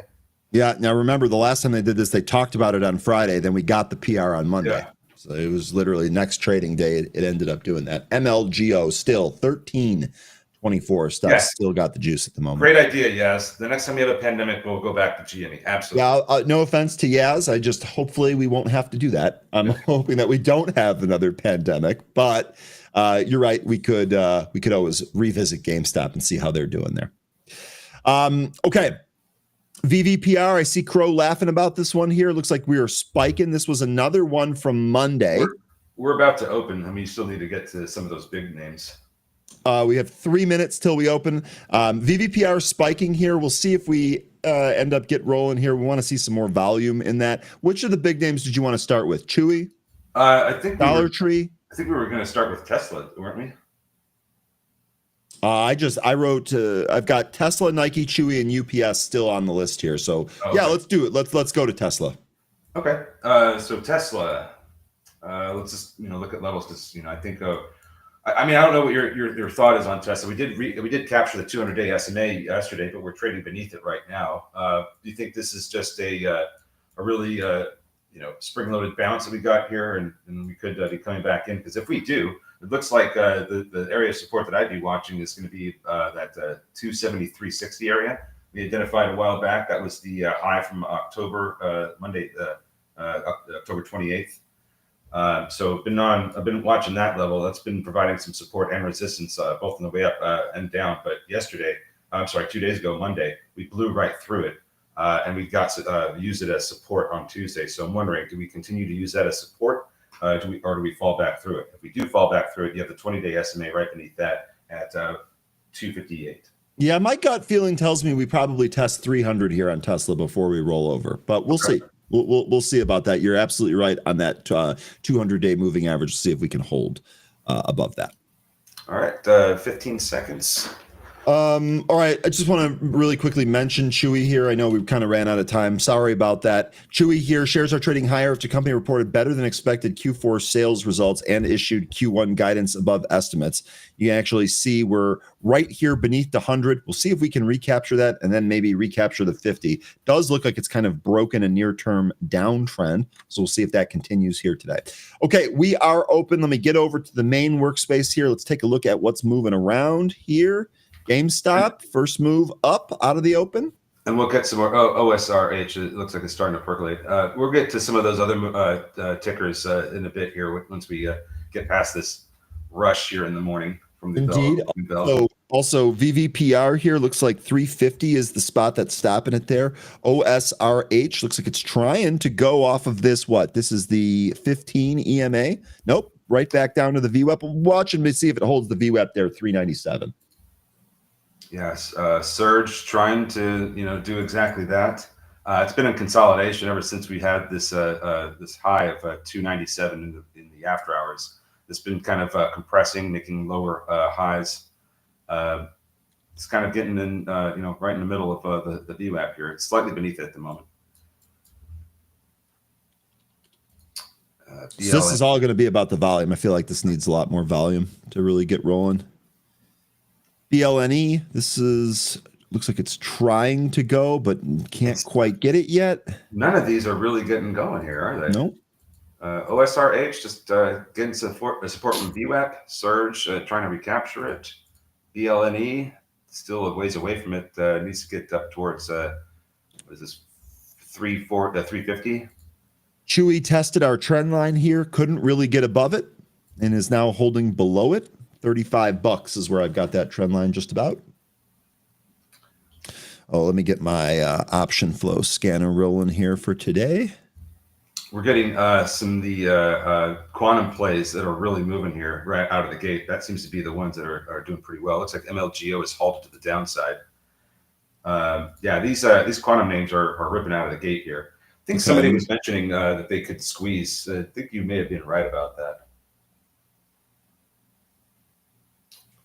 Yeah. Okay, let's take a look. IONQ is actually on the scanner. Yeah. I guess we can start with that one. IONQ, nice big spike. Remember, this was one of the two stocks that was mentioned on CNBC yesterday morning. The other one was Rigetti. I got a Refresh Pro. I got all kinds of lag going on right now. Here's Rigetti. That is also ripping out of the gate. IONQ, the 65 EMA on the daily chart is at 29.23. If we continue to push up like we are, that might be the resistance level that we run into. Okay. Tesla calls right out of the open here. Also, by the way, those Rigetti, I'm seeing the 11 calls. 1,300 of those calls were bought right out of the open there.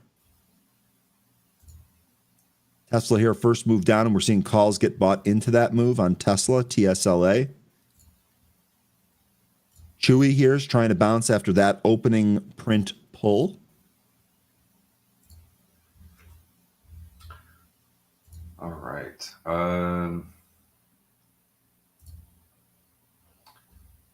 Sorry, it's trying. QBTS, that's all right. You're good. We're letting the opening print shake out here. Looks like yeah, Surge. You were right on all those quantum names, by the way. QBTS also getting call buys. We were What were you talking saying? about Sorry. those. Yes, we were talking about those yesterday too. About how they were starting to get a lot more attention, especially as soon as when it was CNBC, right? Yesterday morning, Yeah, Sylvia Jablonski. Yep. yeah. I mean, I feel like with the narrative change in how far out quantum chips and computers are, going from decades to years, and in some cases, depending on who you are, it's already here or it's months away. It's starting to affect investor sentiment. It seems with folks that are on TV taking these positions in companies that, frankly, are not making money. Yeah. But are in a interesting space. By the way, Jay, you had mentioned the copper price. I'm seeing more Freeport calls bought into this pull here. This pull basically took us down to the highs of yesterday or thereabouts. Copper was higher here today by almost 2%. This almost feels like profit taking here on FCX. Again, seeing some more calls get bought into that.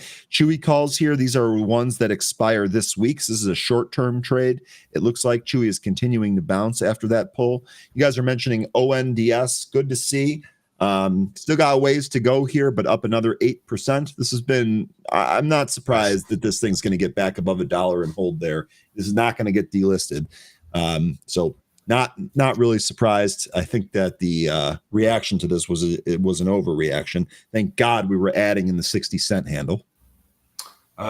Getting a mention that VVPR is running. Surge did have a surge there over VWAP, but came back in. Currently back under VWAP. We'll see if this can surge again. Looks like Beeline is trying to get going here as well. That's still having a tough time. GV, that's just going down. This might end up hitting $3 before it finds some strength. What else? There we go.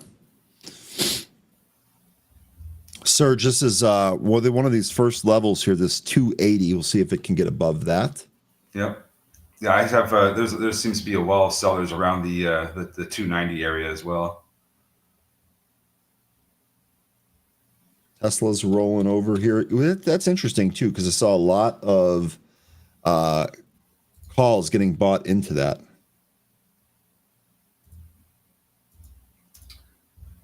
Maybe they were selling calls and people were just snatching them up. Beeline, keep an eye on it. It's trying to get over 315. Seems to be one of the big resistance areas it's been having trouble with this morning. If it gets over that, then I'd be looking at 340 and VWAP. I'm sorry, which one was handling something there? This is Beeline that I was just mentioning. Yep, BLNE. Okay. Surge still trying to push. Be careful with this one. It really does need to get over that 280 level here. Otherwise, it might pull back down beneath VWAP again. Here we go. Almost there. Pushing through 280. VVPR got real close to 4. I would still watch that. I don't think that's done yet. And then the high from Monday here, about 439. Here's your surge. We did just break out of this pre-market sideways area. 280 still the spot there on surge, if you ask me. Mm-hmm. Yep. Just hit 279. Trying to break through 280 right now. Might not have enough volume. Let's see. Amazon, Izzy, is this a buyable pull here on Amazon? Hold off about $1 from where it opened there. Well, and then Izzy, you bought Uber for a swing here, or was this yesterday? Ryan bought Uber bottom today for a swing. Okay, so Uber is the buy here, you think? Okay, we'll see if that call works out here on Uber. Tesla trying to turn around. I actually kind of like this, Izzy. Let me bring Uber up here.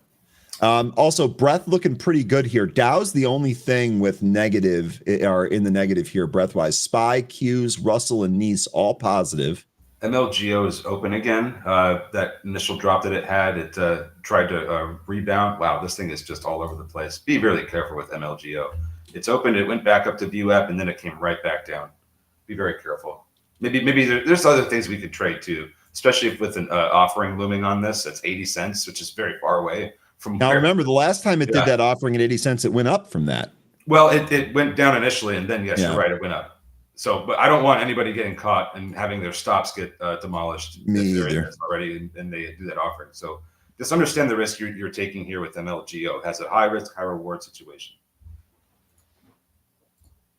All right, watching Uber here. Let's see if that comes back in a little bit.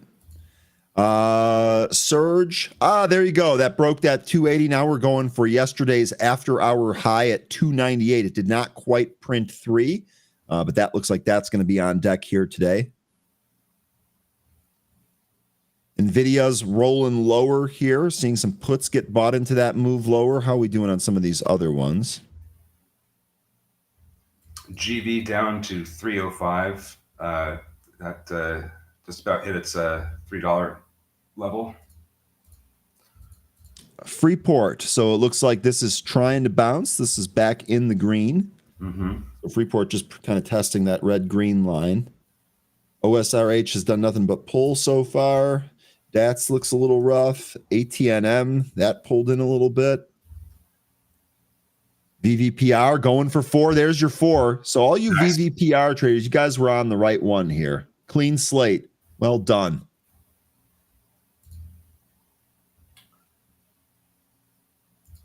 Well done. All right, Izzy, fill the little Uber there, 75.50. So I'm with you on that. Let's see if we can actually take out that recent high. What was that? Monday, March 24th. Yeah, that was the Monday high. High of that candle, 77.58. Would love to see a breakout through there. Uber 75.50. VVPR, watch for support at that 390 level. The next upside resistance is going to be around 460 to 465. Okay.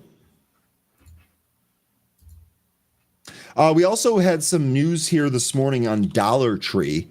I know I'm in Dollar General here. Dollar Tree shares are trading higher following earnings. That they also said that they were going to sell off their Family Dollar division. Divest its Family Dollar business to Brigade Capital Management, a private equity firm, and Macellum Capital Management for $1 billion. So Dollar Tree here just about flat up 0.2 post earnings and divestiture of Family Dollar. Dollar General, the stock that I'm actually in, let's see how that's responding to that. That's just about flat here, so it doesn't look like anything's going on with that. Another piece of news from overnight. Just taking a quick look at some of these larger names, seeing that Nike is trading down around 66.20 area. This is its third red day so far. I mean, this could turn back up, but needs to start trading back up, or we could see some more pain here. Maybe it could retest 65 again if we don't start to recapture some of these levels here. One level that I'm watching to recapture is going to be 66.50. Yeah, this is a rough looking. I still think 60 to 63 is your support here on Nike. We did get the low of 65.17 on Friday. That's So the current 52-week low. Yeah, so this right here, and that 52-week low right there, 65.17. And be that level to watch there. Still in oversold territory, and actually my Williams percent R was removed for some reason. All right, so okay, I'm just going to go back to the movers here. OSRH had lost view out of the open, has not recaptured it, but it is still hanging out at the 350 area that we were talking about earlier, where it looks like it was getting support. We lose that, then we have the 65 EMA beneath it. That's going to be down at 305, and hopefully we'd see a bounce there, but I'm not going to try to trade it off that level. Real quickly here, ticker PLTK, Playtika. Stock's up 22%, had a double upgrade from Bank of America, went from underperform to buy. Actually not familiar with this company. Developing mobile games. Board Kings, House of Fun, Poker Hat. I don't recognize any of these games. Bingo Blitz. I don't recognize any of those games there. Nonetheless, really nice performance here off that double upgrade from Bank of America. Yeah, I'm not a big fan of mobile games myself. 13. Seems like all they are is just microtransaction vehicles. And time wasters. So THTX. VVPR continuing to rip. Wow. Yeah. So 460, 463. I'm sorry, 465 is the next area here. I just need to get past this 450. Looks like there's a bit of a wall there. And is this moving on newer news? Or is this VVPR? or is it still on the takeover? It seems like it's still on the takeover. Yeah, So, all cash takeover. We had this news here from this morning. Vivo Power and in advanced bilateral negotiations with Energy Holdings on an all cash takeover. no, this is something that we've already known about. We knew about this on during the regular session on Monday. Okay, yeah, sorry. I'm just reading the news. No, you're right. I'm sorry. I was just reading the news from this morning. Yeah, and it's the same. It's rehashed. Yeah, it's news. the same one from Monday. Yeah, I got you.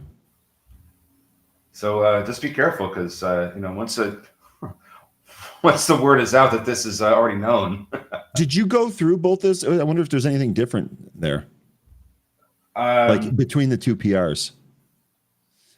Gary, sorry I missed it. Can't hit them all. I posted PLTK in this chat at 8:30 this morning when I bought it at 5. That's awesome then, because that nice little move there. Now you're up, what, 50 cents just about?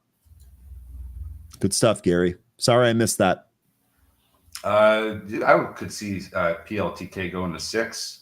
There's a 65 EMA on the daily right there, and then if it goes through 6, you have a gap fill going from, let's see here, going from about 597 to 667. So about a 60, 70 cent gap there. The Dow moved higher here really good. Wasn't it getting a little bit hammered yesterday? The Dow is up more than the SPY and the NASDAQ here. Yesterday? No, today. Today. Okay. Dollar General making a move towards the highs as well. ATNM, that just had a spike. Took out all the pre-market highs. It's trying to get up to the regular session high yesterday of 223. Stock profit. Thank you. VVPR is in, quote, advanced negotiations. That's the difference. That seems like just semantics. That doesn't seem a whole lot. Right. ATNM continuing to move higher here. Uber moving lower. Uber looks like a 75 test coming here. STF, that's exactly where I have my level. I was mentioning 460 to 465. That's right where you're talking about. Where did you get that from? This is STFUFFS saying 13 seeing a level VVPR at 464ish. Yeah. Sorry, I wasn't clear. Where did you get the level from? Oh, this is from, we've traded this before. July of 2024. Got it. Yeah, we've traded this before. This was a runner from the news on Monday. We traded it Tuesday morning, I believe. Or was it yesterday morning we traded this? I feel like that we've traded this. Recently. It was Monday. Well, we probably talked about it yesterday because it spiked midday on Monday, but that's when the big move was. Yeah. So there, and then there you go. Look at this STFU. Now we're getting some resistance right there at 466. Yeah, market's rolling over here. So I know the Dow was higher. It's actually off its highs here. NASDAQ leading the way down here, down 0.3. S&P just went green-red on the SPY.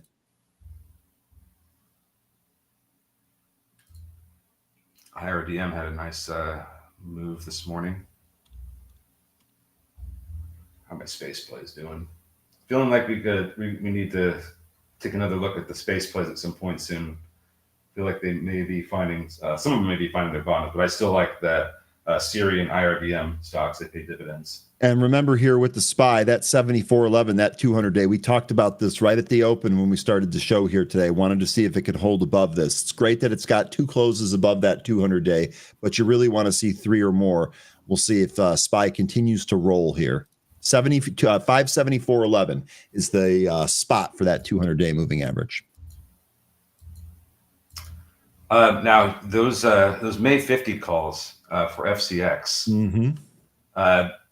They are in May, so we could it could be a little bit of time before we actually get close to 50, especially if we're going to have pullbacks like this. I mean, FCX is really pulling today. It's down almost $2 off the pre-market high. Yeah, down 1.9% here. Those calls are 52 by 54 right now. Remember that initial sweep happened at 39 before more got bought up yesterday. They're being traded here today, going into today, 135,000 being held in that open interest. Oh FCX man, pulling. Yeah, STFU. Look at this, 466, and now it's first red candle. Well, so far we still have 53 seconds left in this candle, but first red candle so far regular session for BVPR. If we close red here, let's see. Now all the quantum names are really coming back in. They did this yesterday too. They had this really large spike, and then they super sold off, and after that they just ripped again. GameStop knifed down, trying to bounce and take out its VWAP. 2832 is the spot to watch there. GameStop, ticker GME. A lot of that stuff that popped right out of the open coming right back in. Yeah, and I remember we were happier. We were talking about how we might have a red day here. Yeah, yes, we did. Amazon rolled big. Apple still holding highs. Palo Alto rolled. NBIS getting smoked, down almost 8% here today. Already. I'm gonna just since we have some time here, because it seems like a lot of these things are just getting hit. Just real quick, touch on UPS. Here, I'm gonna bring UPS up. I'm gonna step away for just 1 second. Okay. Yeah, so here's UPS, your UPS chart. BRB. Thanks. Yeah, UPS is one that I own. I like this for the long term. I think like FedEx, this is a read on the economy. The economy is expected to slow. We're probably going to see a reflection of that big time tomorrow when we get the GDP report. But we are going to experience some weakness with this. This is where this is the time where I'm buying UPS. I buy into the weakness, and the 110 level is pretty important. I think we need to hold that, because if we do lose 110, then I think there's going to be continued downside, which I'd still be a buyer of. I think the UPS is going to be just fine, even after they've they're not going to have the due deliveries for Amazon. I view that as actually bullish for the company, because that means they're going to just see higher margins now. And it's not like they were the only ones that Amazon was the only ones that was using UPS. So I feel like UPS will end up being a much better play in the long run. Plus, now down here you have a much better dividend yield. It's over 5% down here, well over 5%. So I still like this. Going to hold it for a while, but and if it goes lower, I'll be adding. I think if it does go lower from here, I wouldn't add until maybe closer to 100. Is that UPS still? Yeah. Okay. Thank you, Jonathan. We're getting Fed speak in 10 minutes. BVPR buyout at about $18. Okay. Because clean slate. So how do you calculate that, or is that what some other analysts are saying? Because when I was looking at the 120 buyout offer being based on the enterprise value, when that news broke, the enterprise value was still about 35 to 39 million. So to go about 3 times higher than that would, in my mind, the napkin math would be it's about $3 to $4 per share. So if you've got some other data, I'd love to see it. My napkin math is probably wrong, most likely, because it's just napkin math. Yeah, 120 million. I got that. But that's what the buyout offer was based off the enterprise value, not the market cap. A lot of stuff continuing to pull here. I actually might kick this Uber out too. This has been no good, is he? No good. Any of these movers going? Looks like they all maybe AT&M still hanging in there, but it's really slowed down. VVPR, that was a really nice reversal there. 466, man, we had a pretty good level there, didn't we, STFU? You're looking at QNTM. quantum biopharma. So what is this? A quantum and biotech play?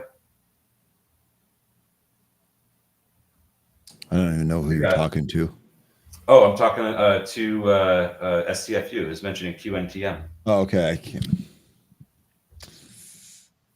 Don't see Sorry, it. I'm all over the place. Yeah, I'm struggling, man. I'm doing my best to follow. Pulling the market here. I don't think it is. We got that right at the open. Yeah. The durable goods. We actually traded up after that. That durable goods print, by the way, 0.8 versus the 3.7% for the month over month, excluding defense. Core durable goods orders 0.7 versus the 0.2 estimate. Prior read was 1. Is this the final push for VVPR? Maybe. There's still a wall there at just under 460, right at 457. Okay, gotcha. Thank you, Clinside. VVPR, there's your push going right up towards 5. This is a nice buy on that pullback towards the VWAP right there. Taking out that wall, sellers really pushed this thing up, didn't it? 640 is the next upside level I have here for VVPR.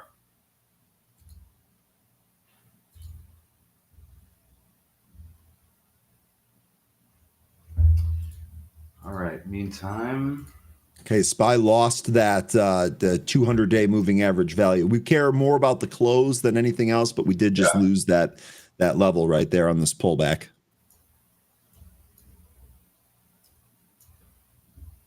Oh yeah, that's ugly. Might get some support from that 200 day SMA for a little bit. It's just hanging out right there. And then we went right through it. Mm-hmm. Well, my read or my value for the 200-day SMA is 574.10, and we just took that right out. It's like moving around in 10-cent increments. Yeah. VIX here. VIX coming up off the 17 bottom. I had a low print here of 1697. VIX at 1747 now. That's starting to climb. Bitcoin got hit from its highs. That's down 1,000 points. Apple off the highs. Amazon is absolutely smoked right here. Amazon just getting wrecked. Watch that 200 spot if we keep selling off here. And Amazon down several points here today. Wow. What are all the nasty reversal? Nasty reversal on that. I'll tell you what. XLE, Jay giving us XLE. So not surprised then to see the utilities outperforming, right? Let's actually take a look at the heat map real quick. Should probably be an inverse of what we've been seeing recently. Indeed, energy, consumer staples, financials, all green here. Some of the industrials are green here. Cintas, did they report earnings? They're up 9% here today. Apple's the only Mag 7 green, and it's just barely green and might turn red soon. And NVIDIA's leading the way down. Yeah, SQQQ. This thing is absolutely on a tear right now. I'm going to have to go back to the trading those. Uber 74. Man, oh man. Not good this morning. Not good. They're going to be a sea of red today, I suspect. Freeport continuing to pull back here. That's okay. Give us a little. ONDS after that pop doing this same thing. We're doing just really crappy trading action. Just a move higher, and not only did it give everything back, but more. Let's see how much more of this pop from the 70 cents we give back to. Well done, Crow and Wiss. And with Crow, what are you looking for with VVPR? Do you have a target that you're aiming for, that you're going to be done with this?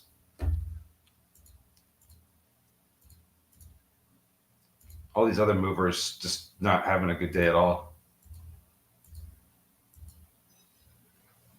Bitcoin, more new lows. Things starting to accelerate to the downside here. NASDAQ pulling. HG shot up, says Andrew Senior TV. Is there a 40 resistance level on VVPR? The resistance levels I've got are one that we just broke through, which is around that 460 to 465 area. Above that, my next resistance area is going to be 640, which is quite a ways away. So let me see if I can find something in between there. those levels stood out to me more than anything. There's going to be another area of resistance that I think we could run into and turn around. It's going to be 560, maybe 515, but I like 560. Tesla pulling here. Good morning, Lane. Apple oven getting smoked here, and everything is pulling. Everything is pulling across the board. All right. Well, let's see here. What are we? Marvel getting whacked or Marvel? You know what's not pulling? Dollar General. Let's go. Oh yeah. Gotta feed that need. Let's go. I'm looking for an 85 break this week. I'm pretty sure we'll get it. Would be nice to see it today. Yeah, it sure would. It sure would. And though the calls that were in there are the 90 calls, so man, a break of that 85 would be real good. All right. FCX came down to its 200, almost to its 200 day EMA. So there might be some bouncing happening here. They may get some support from that moving average. So you folks were mentioning, or excuse me, 13, you were mentioning SQQQ here. That's starting to rip. You know who was buying SQQQ calls yesterday? Who's that? Matt Maley. Is anyone surprised at that? Matt Maley buying SQQQ calls yesterday. I gave you a link earlier to try out his service. Let me see if I can find that again. Yep. Here we go. Anyone interested in Matt Money Maley? There you go. JKS, that solar company that was asked about earlier, Jinko Solar here, this actually up 11% here. What did we know? Or what did you know earlier when you were asking about? Who was that asked Tim about this? Can't remember the name, and I'm sorry about that. Trailing Pause is wondering, what's the reason for everything pulling at the same time? I think we just kind of lost a key level there on, I mean, the market definitely feels tired a little bit, but we really just kind of pulled right through that 200 day. Looks like you were saying that we were kind of flirting with that level for a little bit, but then right when we lost it, really everything started to accelerate to the downside. Yeah, we've been watching, this bounce, expecting there to be a rollover, and it just seems like everybody was in agreement as to when that rollover was going to happen. They just all decided to take money off the table. You're already getting some names that are still hanging in there, but with how much over concentration there is in some of these larger names, particularly with NVIDIA, when that one really starts to pull, it's going to take down a lot of the market with it. And indeed, that is exactly what it's doing. We are revisiting the lows from Friday on NVIDIA. Dollar Tree holding higher here after its divestiture of Family Dollar and earnings. And Dollar General, ticker DG, new highs now. So those are working here. Those are going to be in the sectors that are working as this market pulls back. Now, it's trying to bounce, actually. Market's trying to bounce right here. We'll see. Uber is up off the lows. We'll see if we get that back. You're getting a little bit of a bounce in these quantum names. Just watch and see what happens around their VWAP. They can't recapture their VWAP. They'll probably just turn around and come back down again. How do you buy this big pullback? It feels to me like you're just gambling at that point. Well, you have that demand zone down there that was created by the consolidation. So that gives you a good idea of the range that you could try to start your buying in. And, looking like that. Hey, it's working. It's bouncing from that spot. So when you get these when you get these large areas of consolidation, you get these demand and supply zones. There's a higher likelihood that you're going to see reversals out of those areas. It really depends on volume as well, but it tends to be those areas do provide a lot of the reversal in price action. Seeing a bunch of geo calls come across the tape here. Geo actually looks like this 5-minute chart pretty good. This actually looks like this is trying to break out on this 5-minute. It's been holding over the 50-day SMA for a while. That's a good sign. More than 3 days. Well, I need to recant that. It closed above it one day, closed beneath it the next day, and then the 2 days after that have been above it. So today could be the third close if it hangs out above here. Looks like the breakout level for that is going to be about $30 in Geo. As a matter of fact, if you mark off $30, you can see that on January 8th, that was the big move through it. And ever since, and then after that, we got support from 30 until we lost it. A similarly big move down through it on February 4th. Okay. The Fed is the only hope for this market to go higher because you're looking at for rate cuts.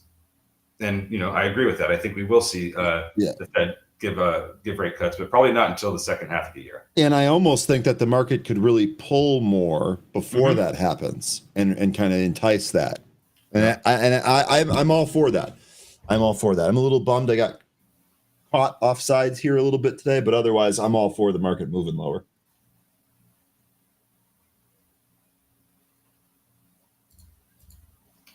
Looks like Amazon down to 203. That's doing a really good job staying above 200. It looks like FCX is trying to find a bottom.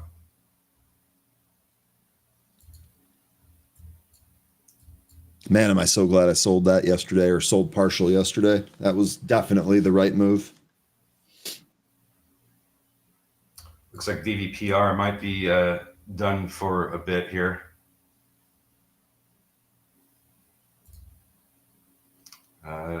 IonQ had an initial rejection of VWAP on its way back up here, but hasn't broken down. Might go sideways for a bit. Just keep an eye on it. Geo, that's starting to put in some highs not seen since the beginning of February.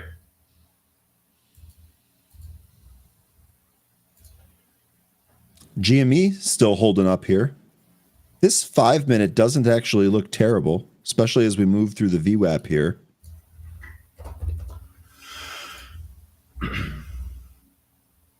Well, they're getting their opportunity to buy Bitcoin at a discount. Much lower prices than what MSTR was getting it at. Yeah, no kidding. I'd actually still really love for Bitcoin to kind of roll over a little bit more. All right, looks like VVPR is going to try 5 again.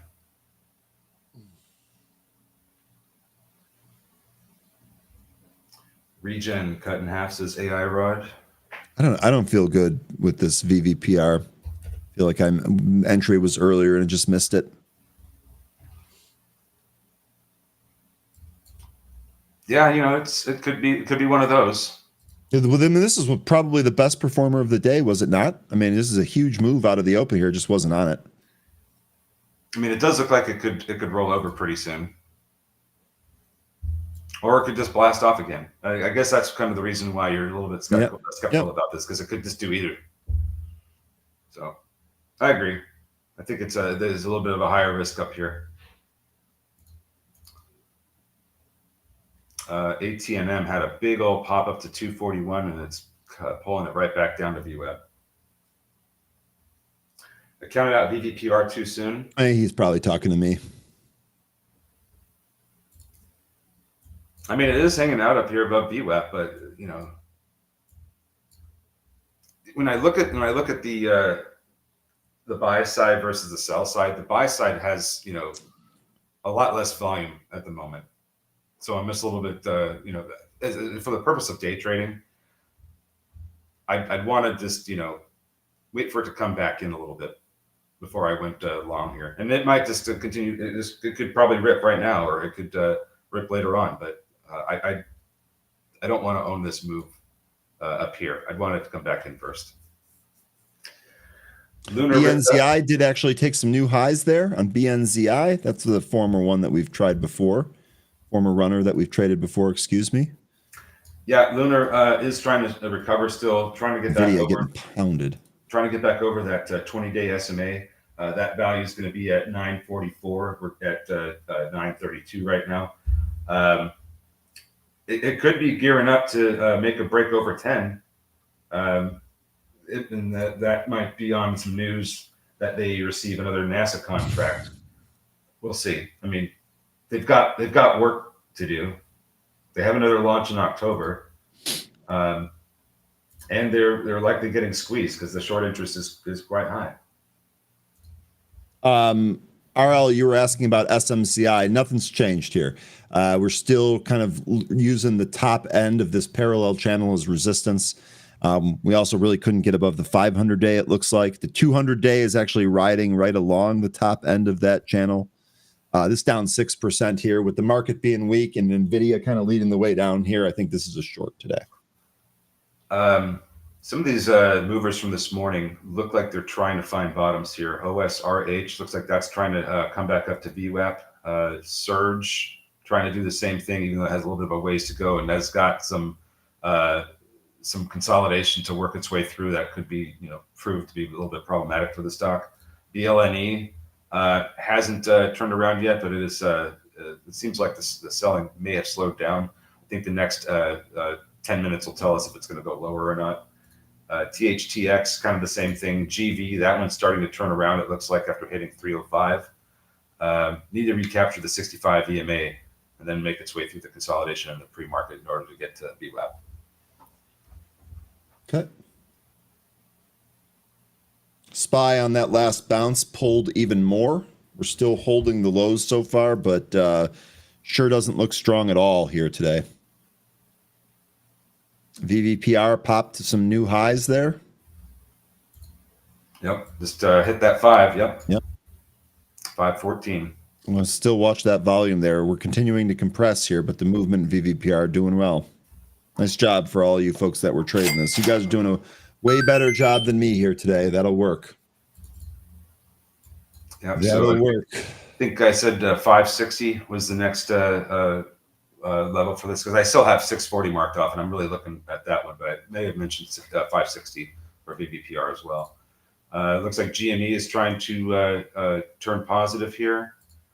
PLTK, that one, I'm not sure when I looked at this one, but that one looks like it's trying to get back up to its session high of 546.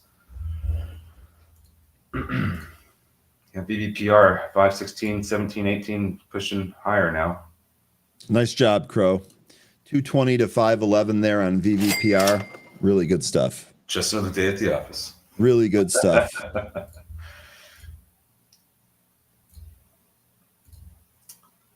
Yeah, GV looks like it's trying to come back. I just not sure about some of these, especially when you have the market behaving this way. All right, where are we with SPY? So we're down to we're through the lows from yesterday. So the next support area I have for the SPY is going to be 572 and 88 cents. That's a previous all-time high that was established back on September 19th. Good morning, Mike. Good to see you. Sorry, Ryan, I bumped into the sell button. That's okay. Like I said, I'm still waiting for us to move lower. Was kind of thinking that we were going to do that here today. Not really positioned into anything great here today, other than Dollar General, though. This is kind of a blah day, to be honest. I'm sitting on my hands today, says Michael. Michael, me too, man. Especially after the morning mistake here.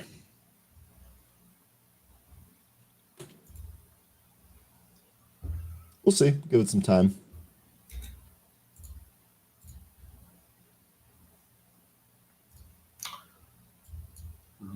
And I don't really see. I'm sorry. I want to be more active. I don't see anything that is enticing. I mean, the SQQQ is a little extended away from the VWAP, so maybe there's a TQQQ trade there.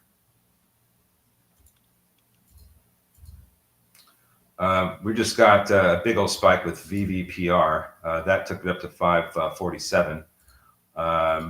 Just saw something else move. GME also with another spike. Okay. Excuse me. Yeah, it looks like a lot of these are coming back. There's GV trying to make its way through the 65 EMA. Advancers to decliners were actually still positive by 278. Doesn't feel like that. I'll tell you what. We are still positive there. Quantum names are pulling again.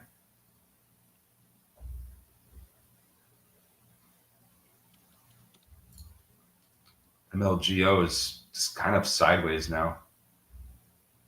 There's a trend you can see in MLGO. It could move a lot better if it broke that trend, but I don't know if it's going to do that.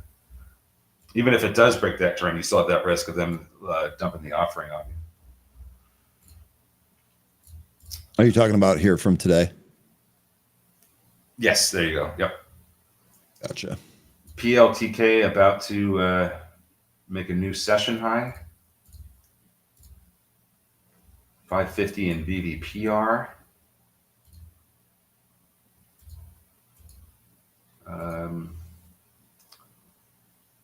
Looks like we're going to get some more movement here with GV. Slow, but it's making its way up.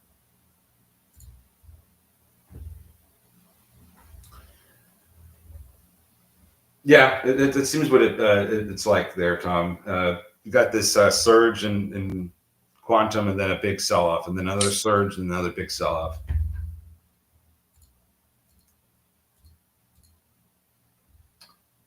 BBPR with a little bit of a pull now. It might just be setting up to make the next move up. Whoa, Chewy gave up all its gains from its earnings. Green to red. Down 1% here.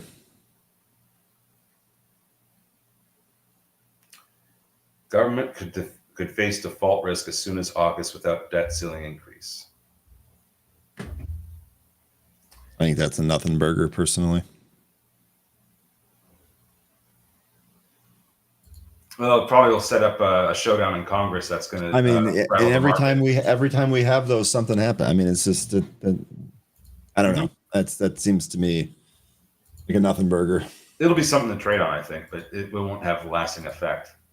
Is what I'm getting at. Like, it might hit the headlines. You might have this fight in Congress that makes markets nervous, and then as soon as the debt limits raised, the market's just hunky dory again. We are continuing to make some more new. Yeah, NASDAQ is continuing to pull. I'm seeing more puts being bought on some of the same tech names here. NVIDIA is leading the way down. Tons of puts bought here. Hey, Fairchild, if it keeps you from losing money, then just run with that. Just sitting in the audience making snide comments. Some pretty large NVIDIA puts were bought here today, and there is a lot of put flow. All right, I'm going to look at Tesla because everybody's mentioning this. There was a question: VVPR realistic target 7. According to Clean Slate, I mean, if it's, I'm not exactly sure what his calculation was, but he's looking at $10 based off the enterprise value acquisition. So maybe it gets up there. I don't know about today. The market is kind of running low on fuel, it seems, if you get what I'm saying. Yeah, I think the giving up this 200-day, we talked about that from the outset. We talked about really needing 3 closes above that. I think it's going to give that up and close beneath it here today. I'll do this. I'll just give you the levels for VVPR that I have. It's going to be 640, 855, 1060, and 1145, and then 1315. So I don't even know that we'll get up to all those, but the next one, 640. That's what I'd have my eye on if you think we're going higher.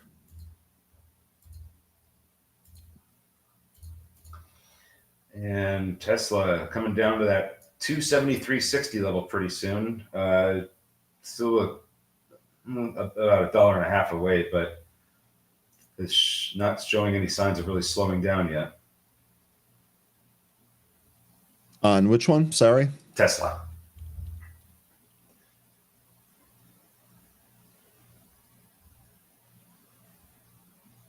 Yeah, this is going to be a sit on my hands day too. I haven't felt like I've been on anything here today. I just felt completely behind. So There'll be other opportunities, dude. there'll be another day. It's just I don't have it today, I'm afraid. Tesla, now it's just beelining for that 273.60. It was within $1 a moment ago. Now it seems to be coming back up a bit. Tesla's pounding the lows. Oh yeah, Pounding the lows. Nvidia, same deal. and they Maybe have we just get this. Maybe we just get a big flush today. And let's stop dicking around and let's just do it. that'd be nice. Maybe there's some plays in the directional ETFs for the individual names like TLSL and TLSS. Right, that's for Tesla. TLSS. Yeah. Yeah. No, it's not. That's transportation. What is it? It's something else. It's TLSL is the TSLL is the bull. yeah. TSLX, is that the bear? Nope, that's 6th Street. No, that was right. It's TSLS. Yeah, LS. TSLS. I had the wrong. Okay, but that's the 1X. I think there's a levered one too that you might be thinking about. That must be it. And we're Here, about this one. Here's a 2X short ETF, TSLQ. we just hit that 273.60 level in Tesla. Is it TLS? Okay, there you go. TSLQ is a 2X short.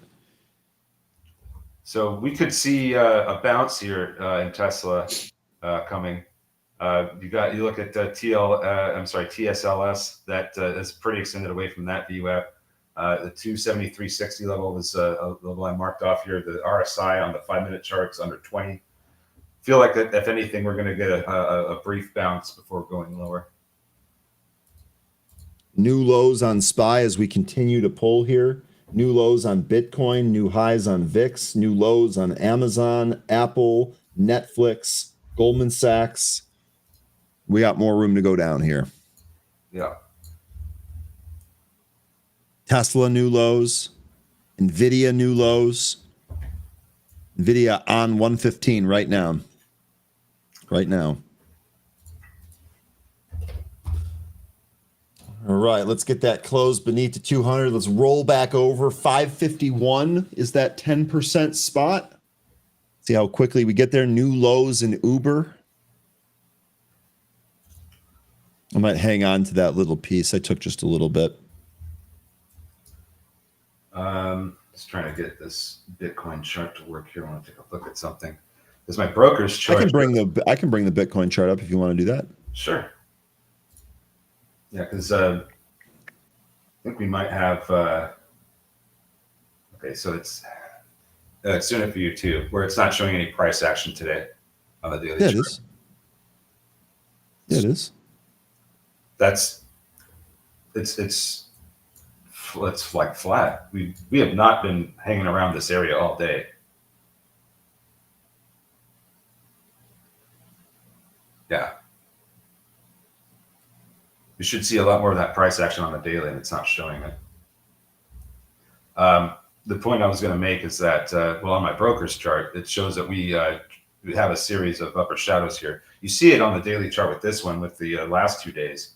Don't have a full candle for the price action today, but that would probably show another upper shadow, and that would make me a little bit nervous about buying Bitcoin here.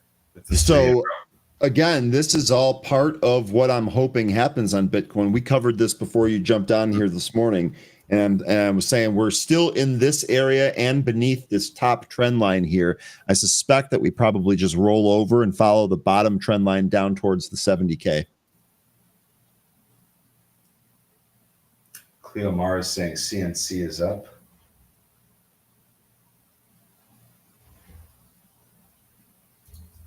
Bang, there goes Nvidia through the 115. I'm a little late to it.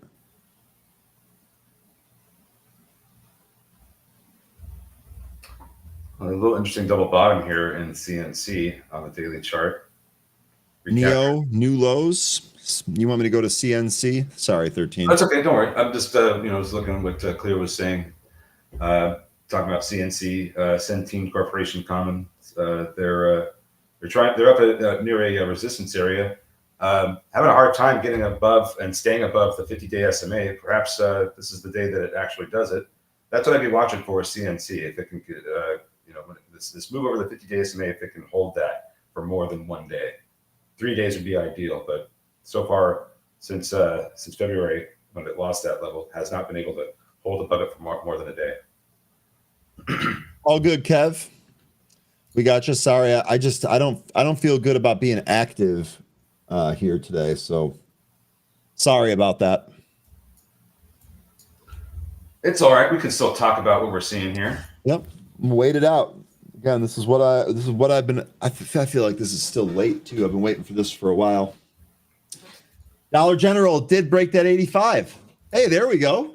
Yeah. Dollar General broke that 85 to the upside. Let's go. I like that very much. That was actually a really good swing, especially with the seasonality layered on top of it. We're still in that seasonality. I think like the next 3 weeks, we've got positive seasonality for DG and DLTR. I know they had news here this morning. Yeah, and I fully expect the price to come back in some more later on after all that seasonality, which is fine. This is a long-term hold for me, so I'll be enduring some price action. We'll just say.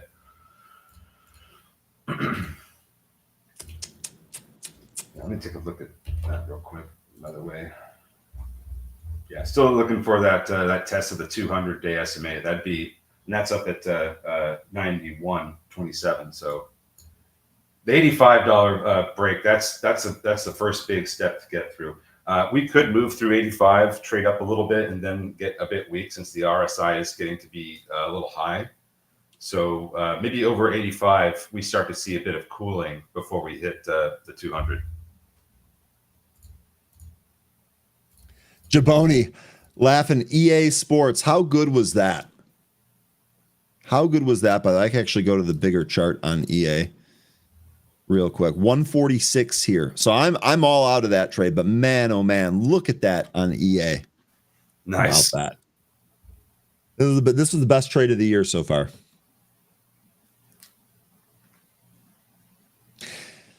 DG gets really busy this time of the year. Seasonality should hold. Would not be surprised. It's one of the reasons that we're playing that. Also, weakening consumers should benefit DG. Yep. OSRH losing the 65 EMA. This has not been a good one this morning. This is the one that had that.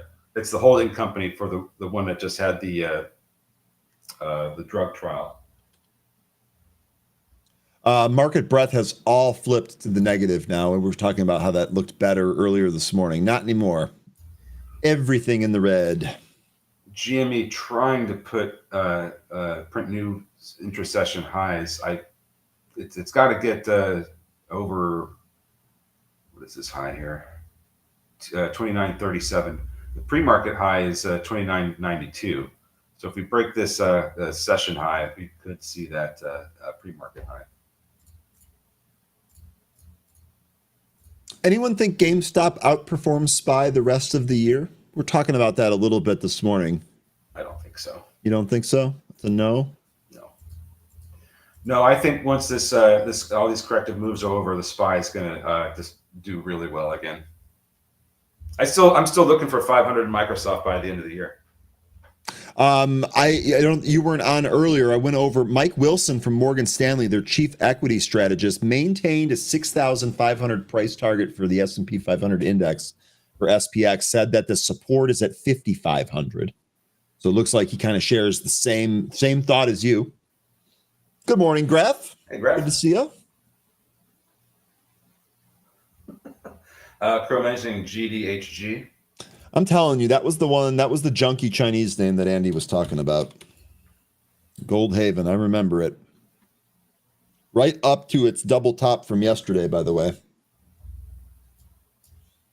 That was a lot of volume yesterday. Yeah, it was.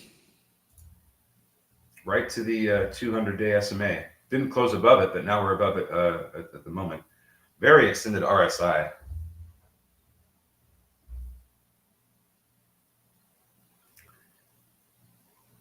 What's driving the market down today, in my opinion?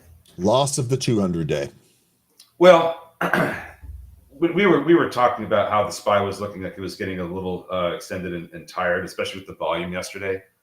I think you're getting a whole series of different things. You have these concerns with tariffs, concerns with the Fed and when they're going to cut. And every time that they talk, it seems like they've got something new to make the market worry about. I really feel like it's just mostly sentiment. There's just not a lot of a lot of interested people right now. I think they're still waiting for some lower prints before they get back into some stocks. It's just a number of different things. Bitcoin being the ultimate risk asset right now, that going down is probably also hammering sentiment. You have consumer sentiment, by the way, that is indicating that they're not doing well. Economy's slowing. You're getting that indication from FedEx and UPS being lower. And you know what? You know what that puts in? We talked about this a little bit yesterday. Mm-hmm. That actually puts these Lulu earnings that are tomorrow after hours, puts them square in focus, because this is going to be one of your higher end consumers. And if we get any type of indication that the higher end consumer is also starting to tighten the belt or pull back, I think that might actually accelerate this for another leg down.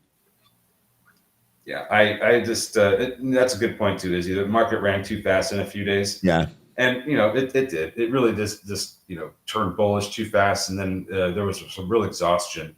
If you were watching the market yesterday, you saw that this low volume, very some illiquid moves, a lot less volume. Oh wow, sorry. Yeah, AQB. Yeah, a lot less volume in the market in the SPY yesterday. I think it was one of the lowest days we've had in over a month. So it was just seeming like this market was going to get exhausted. And Brian was calling for a turnaround in happy hour yesterday, and I agreed. And this is what happens. AQB, whoever mentioned this one earlier, I'm sorry I didn't get your name. Jonathan, I know you had mentioned this, but someone else was on this pretty early. That was a good shout. That was a good shout. I'm trying to find it here. Watson, you were on this early before this really started to have that volume expand. This was a really good call, man. Somebody doesn't like this thing. That was a really good call. It was a great call. It's just when I look at the news feed, there's somebody that just keeps warning about how this is at risk of performing badly, and here we are just ripping. Yeah, this is gonna that's just one of those partner links. What outfit was that? I know, but it's funny. There's so many of those over the past. I think that's just a Seeking Alpha thing. Over the past 6 months. What is this stocks financials like?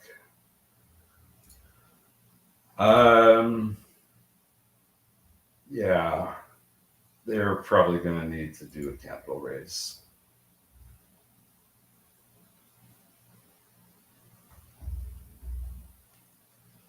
It will wind down its hatchery operations in Bay Fortune. That's news from December. Was that for AQB or what was that? Yeah. VVPR, this lost 5. I actually think that this might be worth a watch here at the VWAP, about 30 cents beneath this. It might bounce there, but when I look at the MACD, I'm a little concerned about it falling right through. So let's see what kind of support we get initially from VWAP. Market is trying to bounce. We'll see if that continues here. That ends up just giving it up and rolling over. DG back to the highs.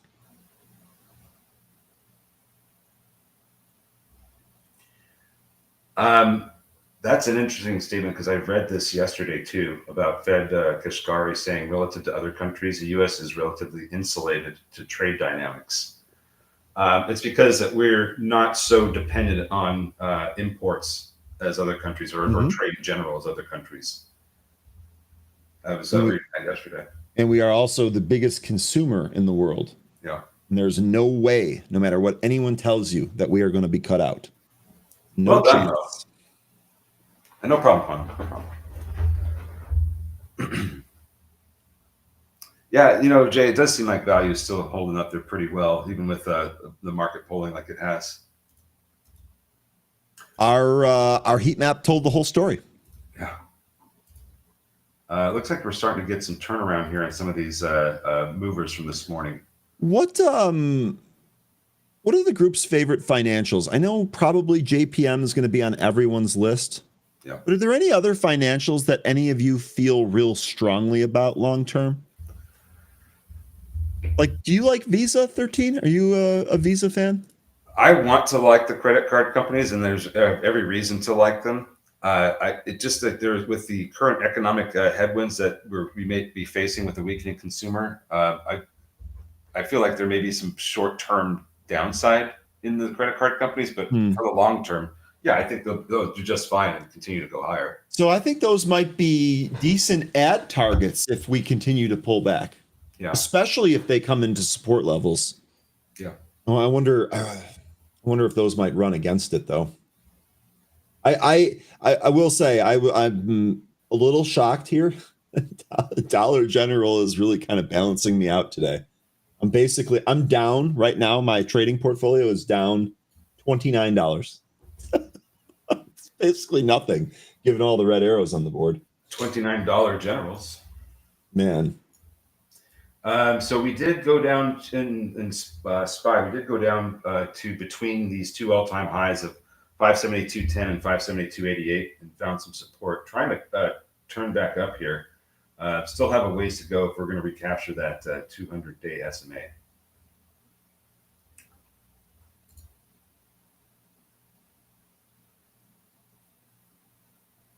STFU saying VVPR. Izzy, you be careful. Don't go there. You be careful. Yeah. So no, it's fair. I asked what everyone else thought in that question. So Bank of America is totally fine. The reason you're saying that is because I worked for Bank of America. There's no way that I would own their stock. Right. After working for that was a horrible job. That was a horrible job. Yeah, I had Bank of America for a while. It was one of my pandemic pickups, and I sold last year toward the end of the year because I took some when Buffett started to, and then I just let the rest go. And it went a little bit higher. I just continued to unwind it. I would just prefer to own JP Morgan. Bank of America was a good stock buy when I worked for them. It was like $12 at the time. What, 40 something now? But yeah, it's been it's been on a real run since 2023. Sorry. It's all right. I was just saying I'd rather own JP Morgan. I obviously the big banks, like I don't like them just in terms of how they treat customers. I've had accounts with all of them. Like if you go to a Bank of America daily chart and you start at at the very end of October of 2023 and you draw a trend line up through all the lows, like the August 5th low, and just keep that going. You can see that we've broken this uptrend since 2023, and we're back testing it now. If we cannot recapture it, then we face a rejection. We likely go lower. Yeah, exactly. Bank of America, the joy killer. That's interesting. AXP over JP Morgan. American Express. So, okay. I mean, AXP is fine too. I think I like Visa more than AXP. It's everywhere you want to be. Wrong ticker. I got that from there.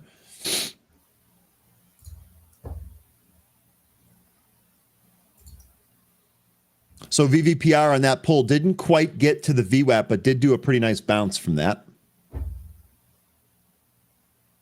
Mike saying AXP, too much consumer facing. No, you don't like it. So I would imagine you'd think the same thing there for Visa. Just guessing.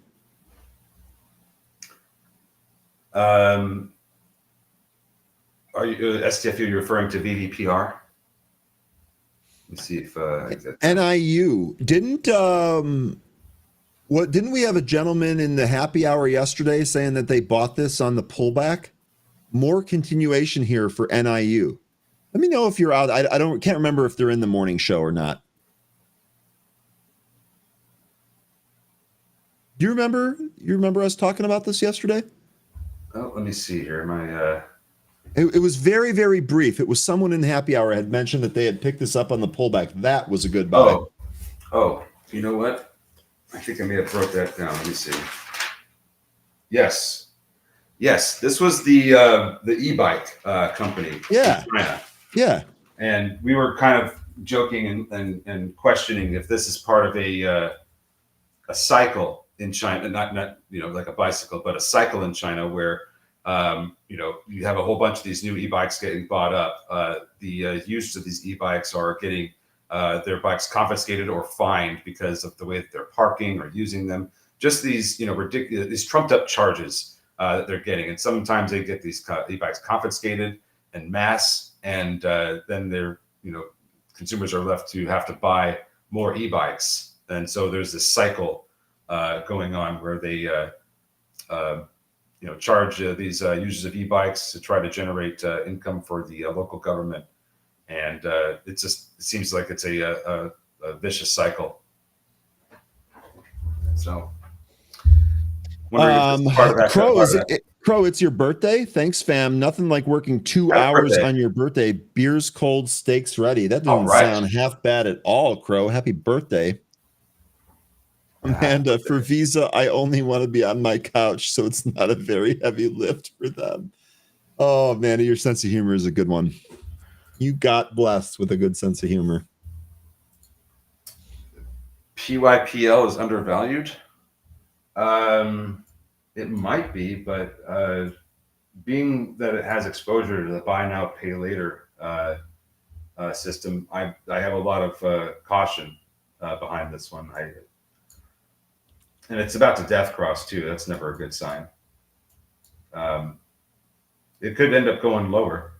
It looks like it's trying to round off and recapture and get back over 100, but doesn't look that great to me at the moment. Might be a better buy later on. Yeah, I like PayPal in here. Honestly, I think between 60 and 70, if you have a long-term approach on this, really anywhere between 60 and 70 is probably an okay buy.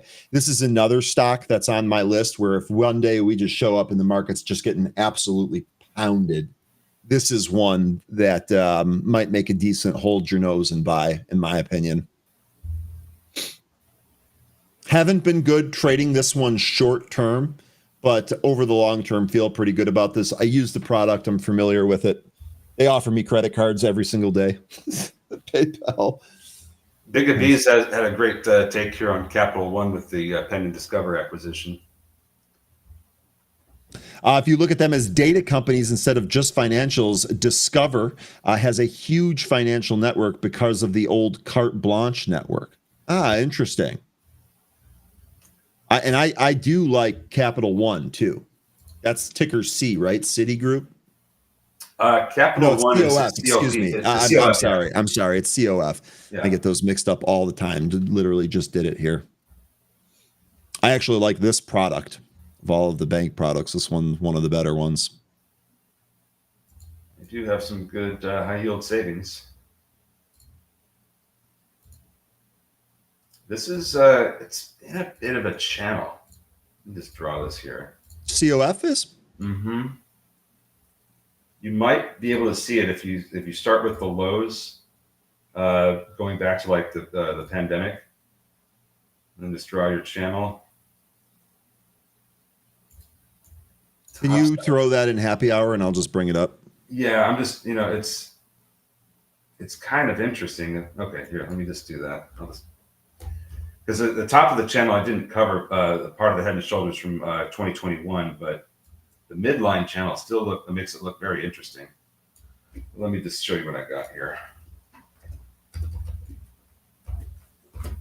There. Did have a little bit of a break over that channel. Yeah. Here you go. And that was a nice little bounce off the midpoint there. Yeah, that's kind of why it looks interesting. I'm just a little. Yeah. I just don't like the fact that I have this part of the head and shoulders from 2021 sticking out. But otherwise, it lines up pretty well with the price action. All right, looks like GV almost hit VWAP, and then turned around. Looks like it's headed lower. What's going on with some of these other ones from this morning? Nothing looking like it's looking like they're trying to turn around, but nothing definitively turned around yet. DAX might be though. DATS that just we had a big old move over VWAP and it's holding above it, trying to get ready for the next move. Look, seemingly through 425. Actually, this one's not terrible Nope. on that setup. Not terrible. Nope. But 425 has been that's been a resistance area all morning, even into the pre-market. No real closes above it, maybe one. But 425 used to be a resistance level. Only wicks up here.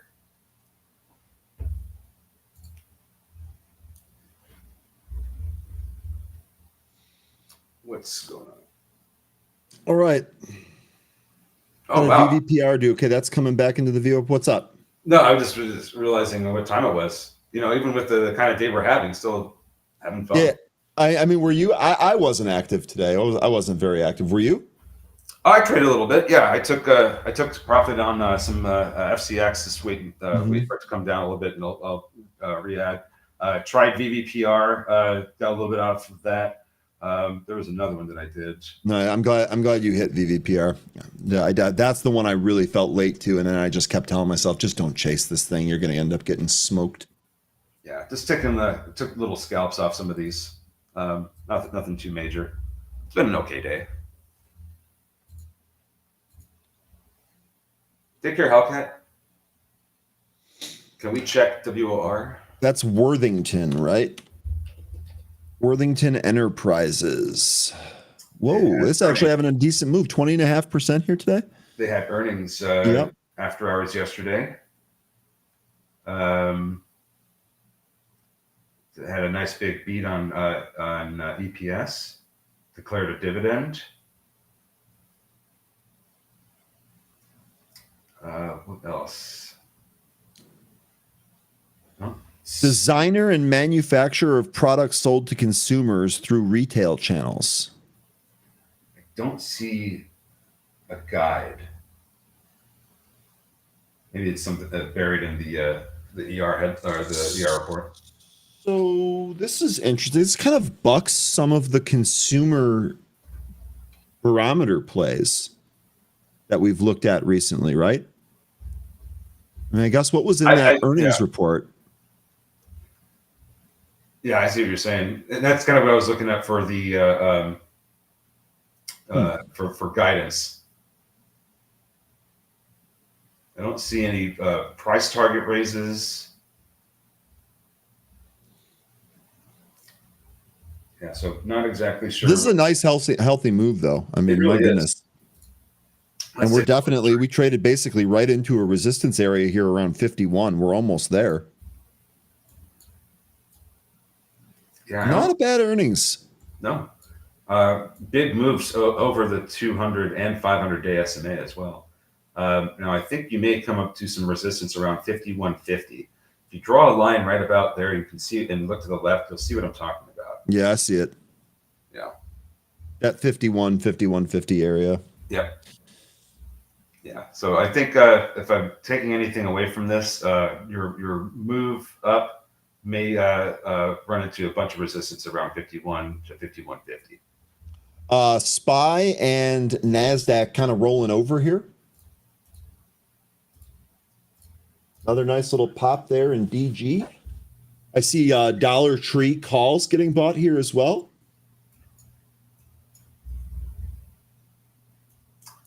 The last SMA to catch this SPY movement down is going to be the 20, and that's going to be at 570 and 34 cents. 570 has been a pretty important level for the SPY recently.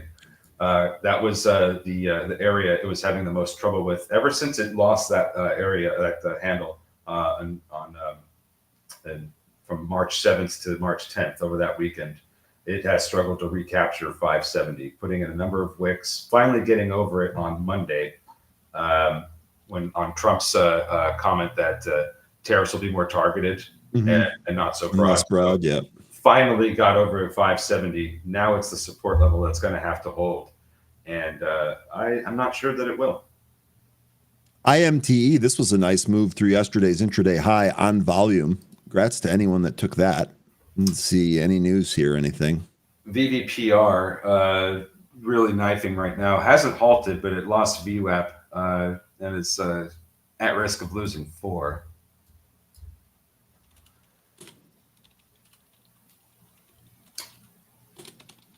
XHLD doesn't have a lot of volume, but it's very orderly. I think we were looking at this one also. Yeah, this has been a recent mover for us. Yeah, 10 holdings. Yeah. Yeah, I remember. Okay, so I We remember still have levels.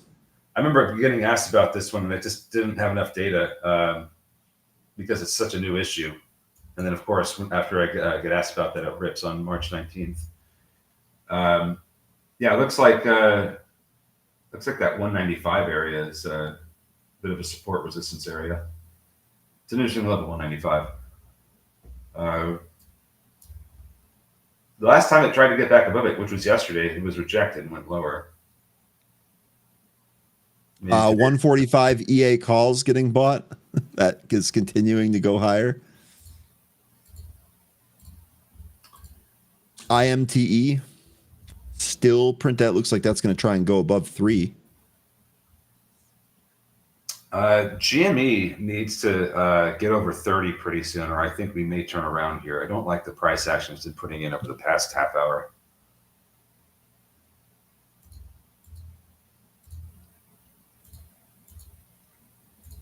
Yeah, man, those movers from this morning are just sideways, not doing a whole lot. Looks like DAT's still trying to get back over 425. Smoke Tuna is saying VVPR might be done. Here, let me pull up DAT. Sorry, I thought you were done. No worries, no worries. Yeah, still trying to get over 425. Ever since we mentioned that about 10, 15 minutes ago, it's still been having trouble closing above that level. But it seems like as long as we hold above VWAP, there's still a chance we could get above there. Just be careful with these upper shadows it's been putting in. GDHG, that China pump. That took out the double top from yesterday. Yeah, and there still might be some more room left to run here as long as it holds above VWAP.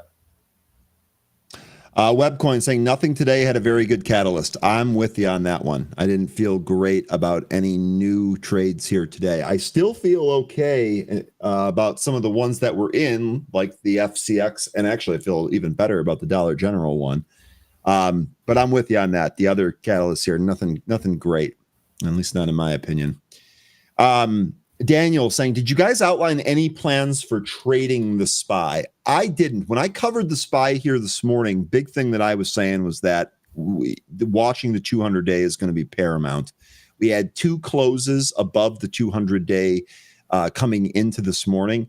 It definitely did not feel all that bullish here today, kind of flat pretty much in the pre-market. To flat to down, frankly. And right out of the open here, we really kind of sold off and lost this area. Now, I know we lost it here in the morning, so we'll see how the rest of the day shakes up. But basically, as far as the actual SPY, I want to see where it closes here. The other thing is that I nibbled on SPXS a couple of days ago. I'm basically back to flat on that. And I'm not sure that I really feel great about adding for it here. I guess we'll see what happens. If it looks like it's going to close beneath the 200, maybe we'll add a little bit to that. 666 was my price on SPXS.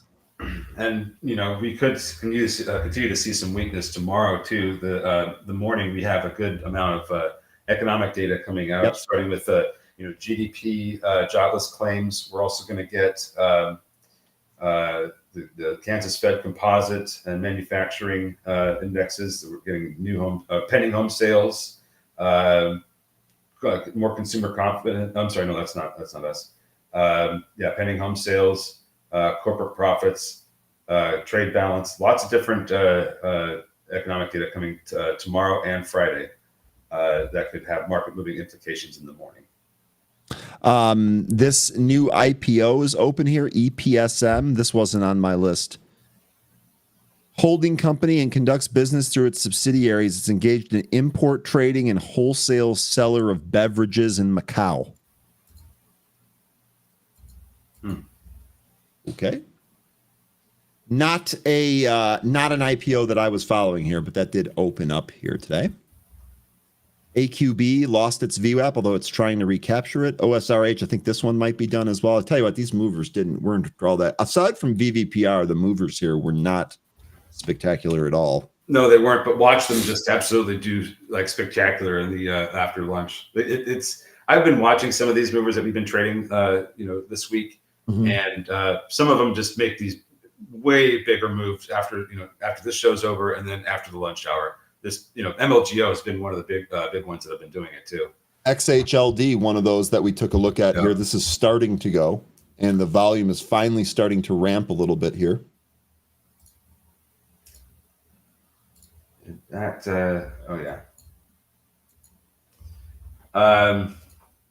looks like how are the space stocks doing? Some are up, some are down.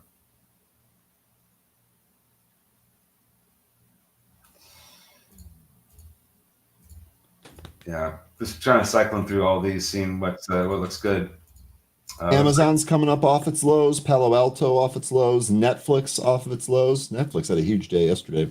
ATNM punched through its VWAP, got as high as 230, pulled off of that a little bit. DAX finally threw in the towel, 425, so it couldn't do it, lost VWAP. DATS, right? DATS, that one's done. Well, it gave up VWAP, so it might end up trading worse. Rodrigo, appreciate you. By the way, every time that we have Matt on and Matt talks about Rodrigo, this is the gentleman he's referring to. So if any of you have any questions about Matt's services or are interested, the guy to talk to is in the chat right now. Shout out Rodrigo. Matt's been killing it. Killing it. VEPR is done? Okay. He said, is it done?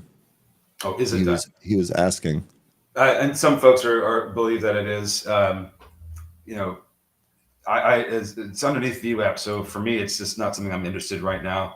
If it holds above 4, maybe it comes back, but for now, it looks like it's going to continue to leak here.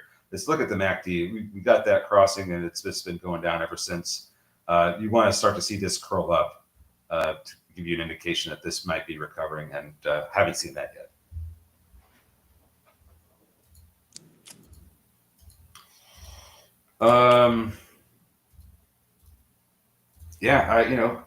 It may just be those directional ETF kind of day, since some of these names just really aren't producing anything. I'm sorry, they're not producing anything that's really sustained. Nothing that's following through. You're getting some good moves, and then it's done. But we finished with really rough volume on the SPY yesterday. How are we tracking here today? MLGO broke the trend.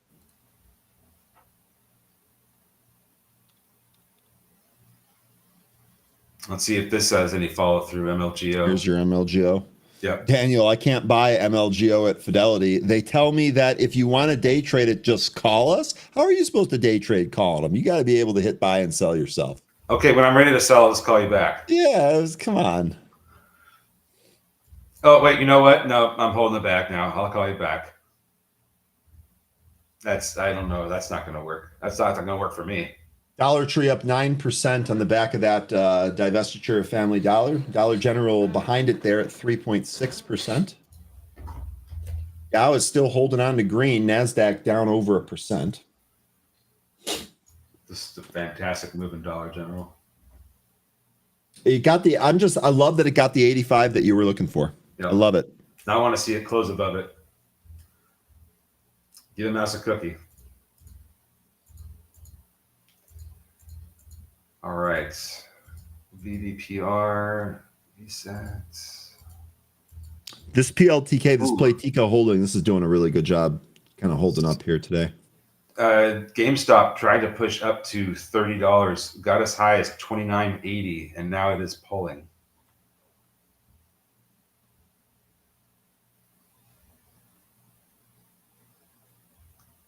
Stay won the line. I want a trailing stop.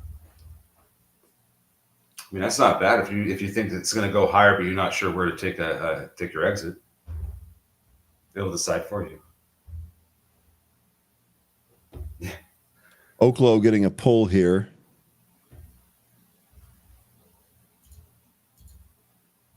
Let's see, what's the broader market look like right now? How are we trading? It's going to be about that time for me soon. Yeah, we're going to go over to story trading here in a sec.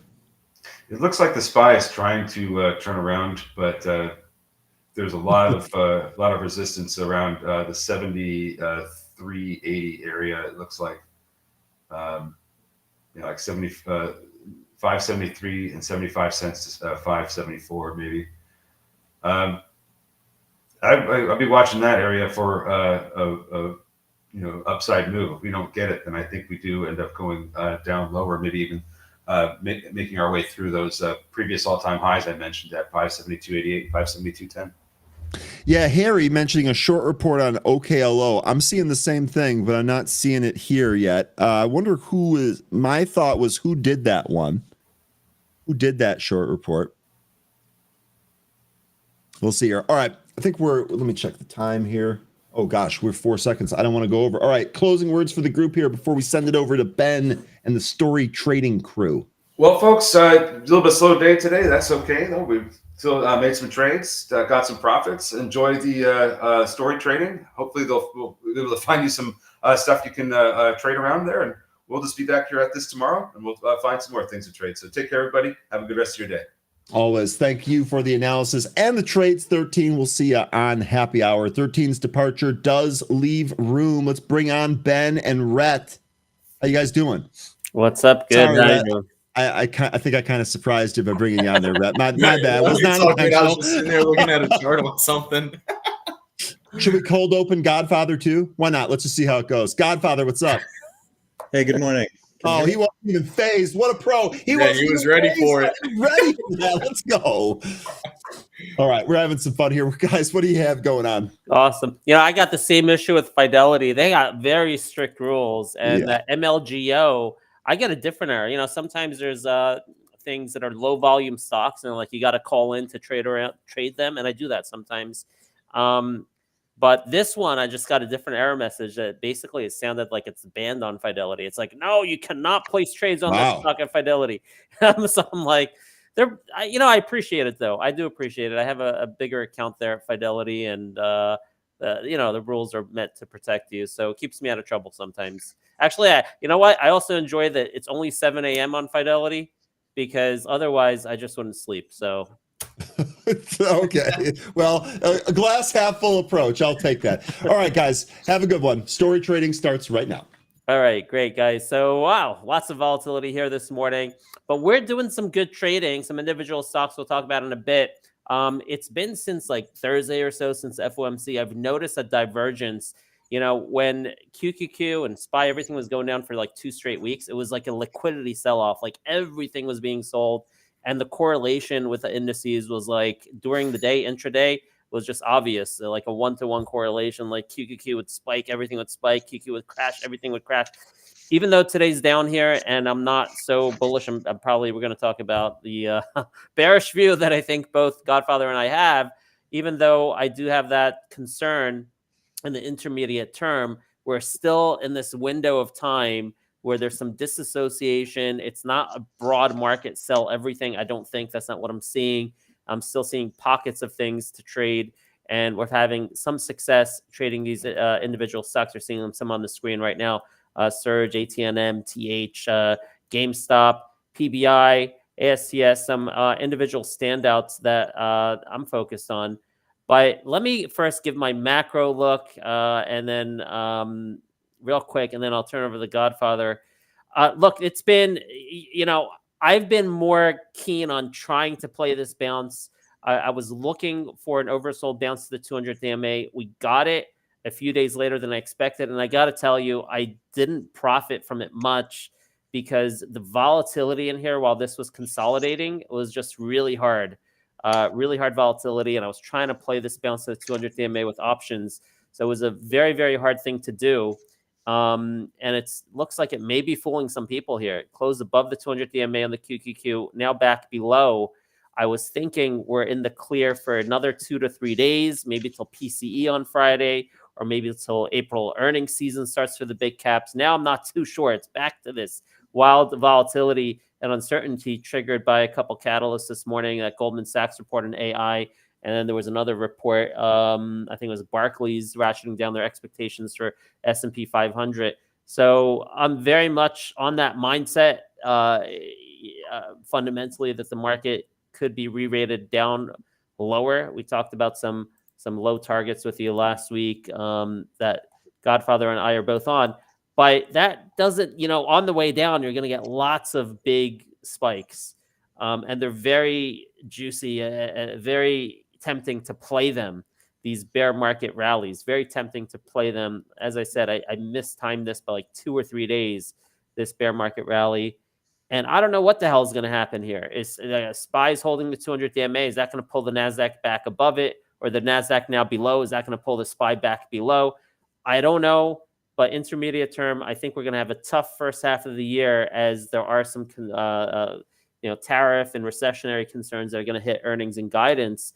Second half of the year, I'm very, very bullish, maybe more bullish than some other folks, because I think we're not going to have that much inflation, and the Fed is going to be able to lower interest rates in a pretty timely fashion, leading to a good second half of the year. That's my macro analysis. So let's turn over to the Godfather for a quick macro analysis from him, and then we'll dive into some specific stocks we're trading today. Yeah, look. You're breaking up. I think we're sort of in sync there. I think trading sessions are 3 of the lowest volume trading sessions we've seen all year. So, what's happened is the big deleveraging, the big degrossing, the big repositioning that we saw late February, early March has sort of run its course. And now we're in this lack of conviction period. There's a ton of geopolitical uncertainty. There's obviously a lot of trade uncertainty. So, people are sitting on their hands at this point, waiting for some news and some definitive call and tell out of the April 2nd trade deadline. I think that the risk on that, or not risk, I think there's potential for a negative surprise. And when I say negative surprise, that the total amount of tariffs will be less than what the market thinks. I mean, that's certainly the way Trump tends to negotiate. That's what we saw on the first salvo with Canada. That it got softened a little bit. We're seeing sort of dribs and drabs of continued softening stance, but until we see something definitive there, I think this market is still looking for excuses to sell off. So, in terms of what to do, the long-term part of my portfolio, I'm selectively dollar cost averaging on names that I really have high conviction in. But, to be honest, I've really not been that active there, because each day seems to present another opportunity to buy these things again lower. You've heard me talk about this gap that I'm concerned about in the market between the government, which is responsible for sort of 3 out of every 4 jobs in the economy over the last 2 years, and a quarter to a third, depending on how many parts of the government, federal, state, local, you include, of GDP spending. This is a big gap that at some point needs to be taken up by the private sector. And we're going to need some of the stuff that Besant has been talking about, like easing financial sector burdens, revisiting supplementary leverage ratios for banks, the tax cuts, both corporate and personal, that have been talked about, no taxes on tips and Social Security, all these other sorts of things, the offsets that the Trump administration was elected on, are going to be a second half levered. So what happens in the near term? There's a great deal of uncertainty all the way through the first quarter, which impacts small business decisions. We saw it in the soft data, NFIB, small business confidence, Challenger hiring surveys, all the rest of these things, I think, are going to lead to some pretty weak earnings coming out of the first quarter. So, I know we can look at indice levels from both a fundamental basis as well as a technical basis. And the two, there are scenarios where the two can kind of align for a $5,300-$5,400 spike down on the S&P. And that would coincide with what we typically see in these sell downs, which is some sort of a capitulatory flush, which we have Mhm. not yet seen, and that associated with a spike in the VIX up over 30. So in absence of all of this, the market looks like another one of these really low volume sessions, right? Where we're between earnings season, or pretty much been wound down on the first one. We're not hearing much from the Fed at this time, so it's kind of wait and see until we get past the and tariff deadline. I'm with you on the SPY. My technical levels kind of line up with your fundamentals there. 505 to 535. That's the range I think we can dip in, and hopefully what would be a worst case scenario is what I'm thinking. 505 to 535. Does that match up with the fundamental re-rating you're looking at? Yeah. I think. Well, I'm looking at the actual S&P index level, and I see. Look, there's gaps in the charts all the way down to sort of 5,300. That correlates. Do we get there? I'm not sure.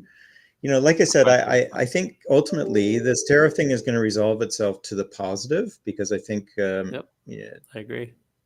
they will undoubtedly be somewhat less, and I do think that there is ultimately a Fed put in this market, and I do think ultimately there is a Trump put in this market. I do think that the Fed is much more concerned about the employment and growth side of the mandate versus the inflation side.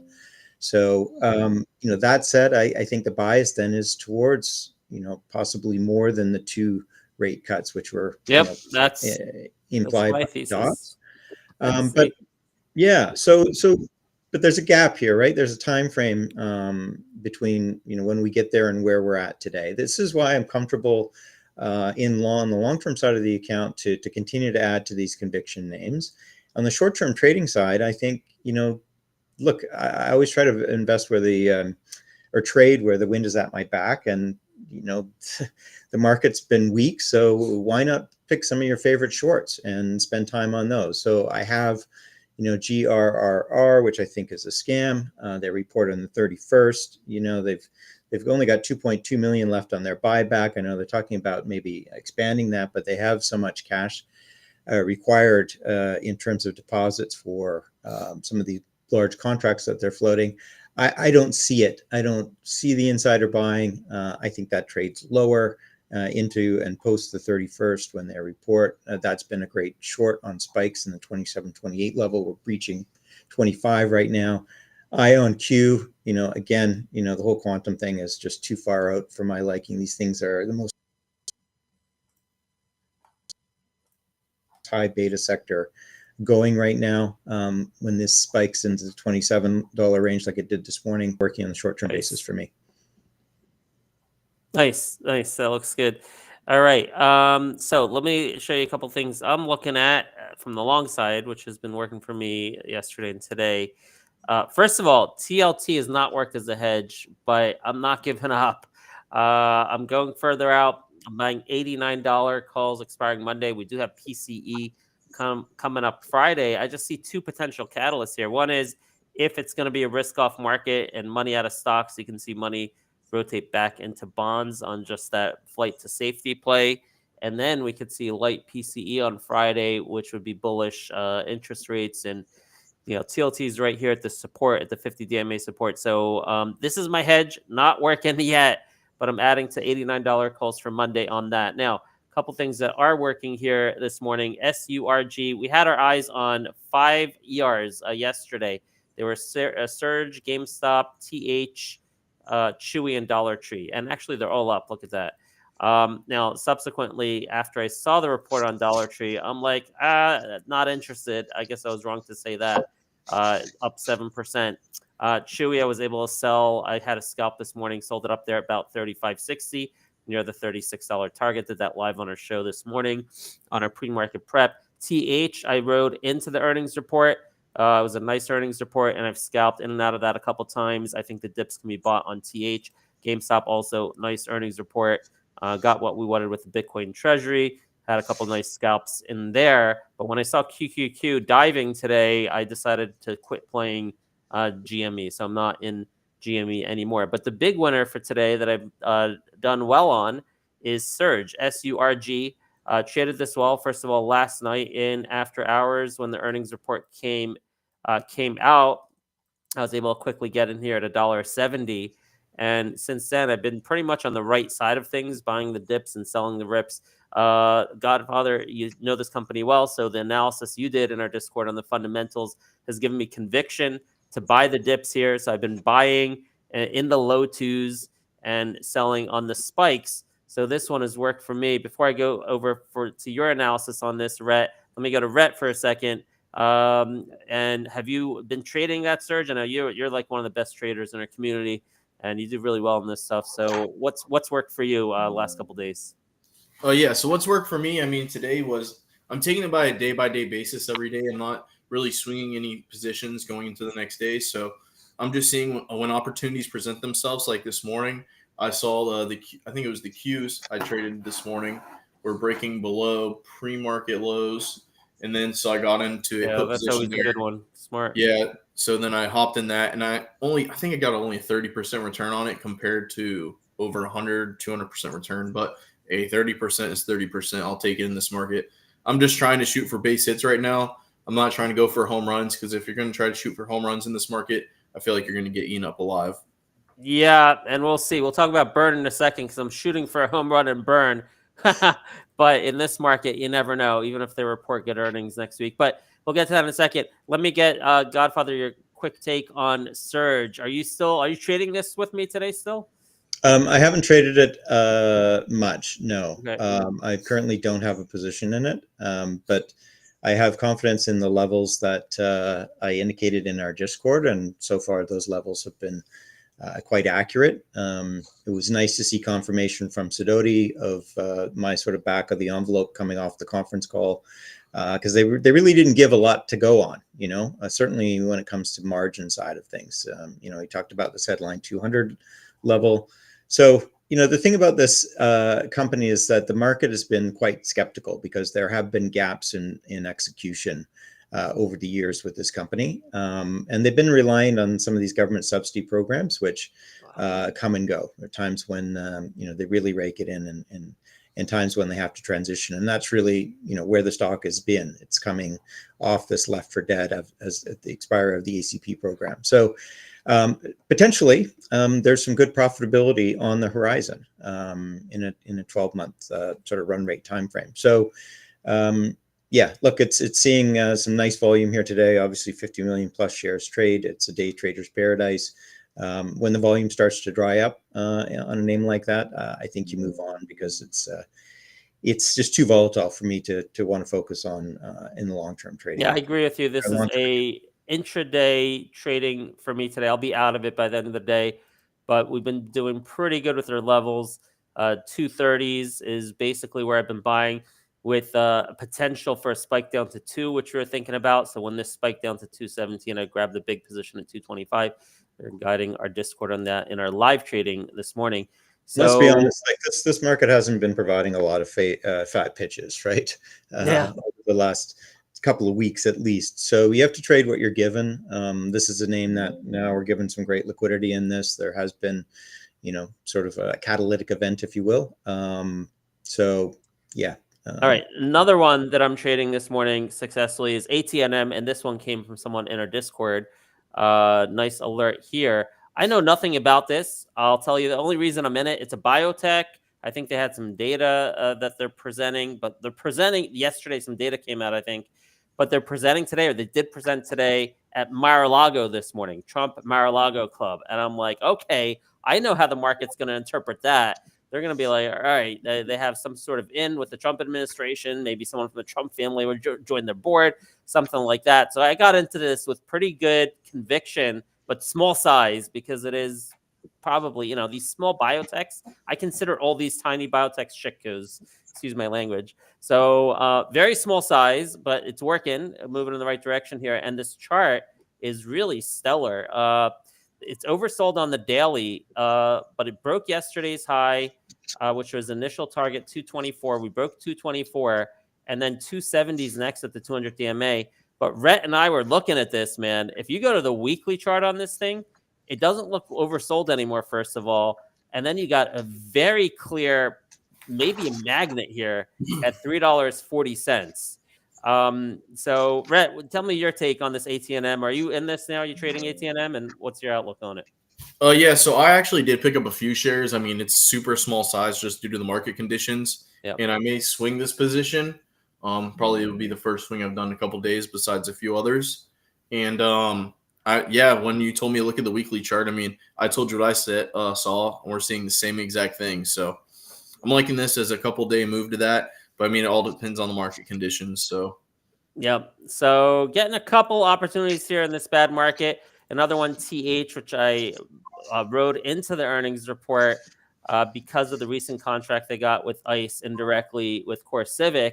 I thought there would be some good commentary on that. And there was. All right. They lost the contract over here from Doge, a facility that was sitting idle, that they were getting money for nothing. Elon Musk put the kibosh on that. But then shortly after, they got an ICE contract via CoreCivic.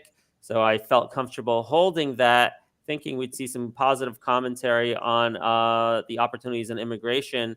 And we did get that. Not only did we get positive commentary, but we got a beat and on the revenue side, and beat on the EPS, a beat on the revenue guide, and you're into the gap now. So this has been something I've been comfortable buying the dips and selling the rips. I've done that 2 or 3 times today. So there's now 3 stocks, even in this bad market, I've been doing well on buying the dips and selling the rips on. Godfather, feel free to jump in if you have any comments on the fundamentals of either of these companies. We haven't talked about it, so I'm not sure if you do have any thoughts on those. And then, as I said, GameStop, I stopped trading when QQQ dove, and Dollar Tree, I missed that. A couple outperformances stands out today in terms of relative strength. PBI, which is actually my largest position in my retirement account. I do have a trade position via options expiring April 17th, only a few more weeks, $10 call options. But this one having a day up 2.5%, bucking the market trend over the 20 DMA, trying to close above the 20 DMA of 968. Let's see if we can get above yesterday's high of 979. But this one's poised to benefit from the changes happening at USPS. Plus, it's just Godfather and I both agree on the fundamentals of this guy and how much it could be worth. So PBI, interesting, that relative strength we're seeing today.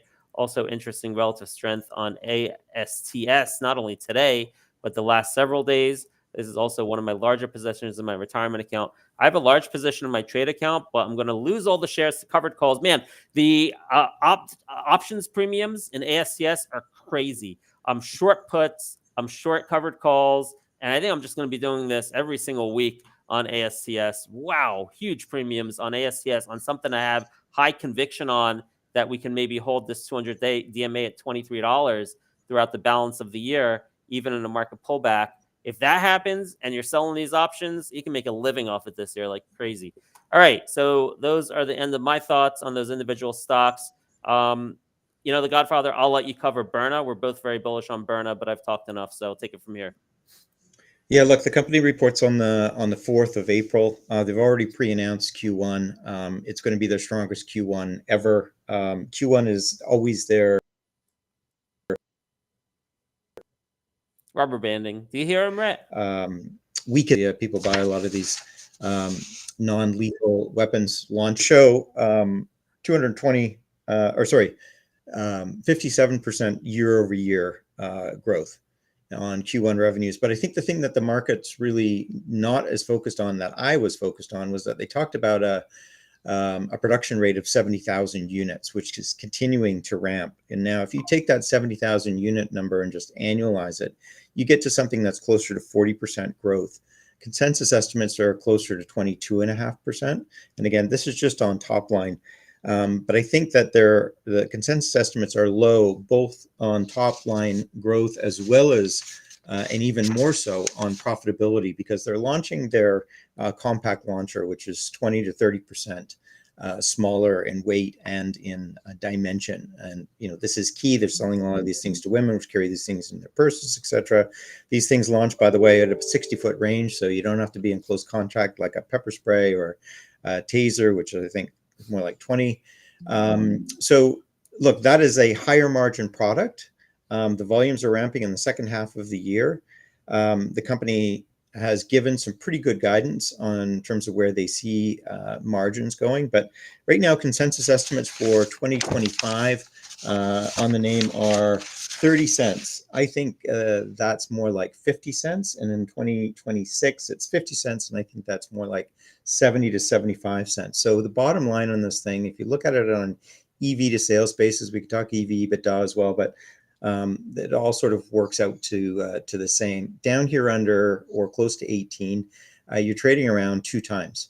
2 times EV to sales for about what I think will be 40% growth on the top line. Expanding margins. There is no demand issue for this company whatsoever. The governor has been on production, which they've been ramping, and of course there's operating leverage that comes with that as well.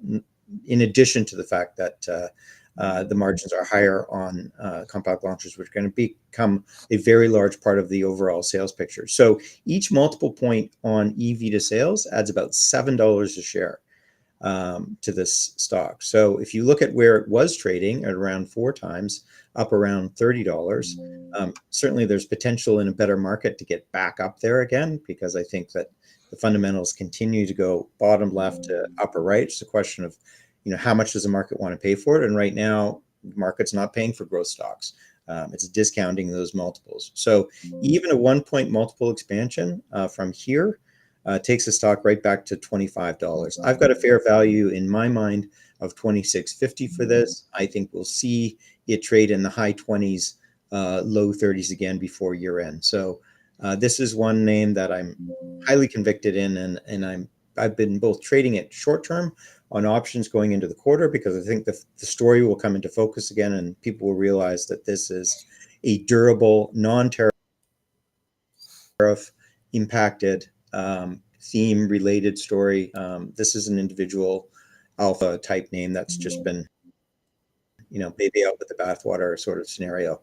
If I'm wrong on the short term side, I'm happy to own it in the long term. It's a win-win as far as I'm concerned. Yeah, I'm with you on that. I made this a top 6 position in my long-term account. It's also my largest position in my short-term account. But I worry a little bit because I've seen, if you do get a market washout, a lot of times fundamentals don't matter. Fundamental valuation floors don't matter. Everything just sells off. So I am hesitant on that. You're in like June calls along with your comment, I think. I'm in April, so I'm playing it pretty risky here. Yeah, I added some June 1750s today, which are, that's, I think, fairly conservative. I don't think we see a lot of downside here. This thing has been cut in half, right? Both in terms of multiple and share price. So there's been quite a discounting that's gone on here. I'm with you, but I'm holding my breath because I've seen the craziest shit. You have too. You've seen stocks go really low. Absolutely, which is why, like I said, it'll become, go from short term to a long term trade. Yeah.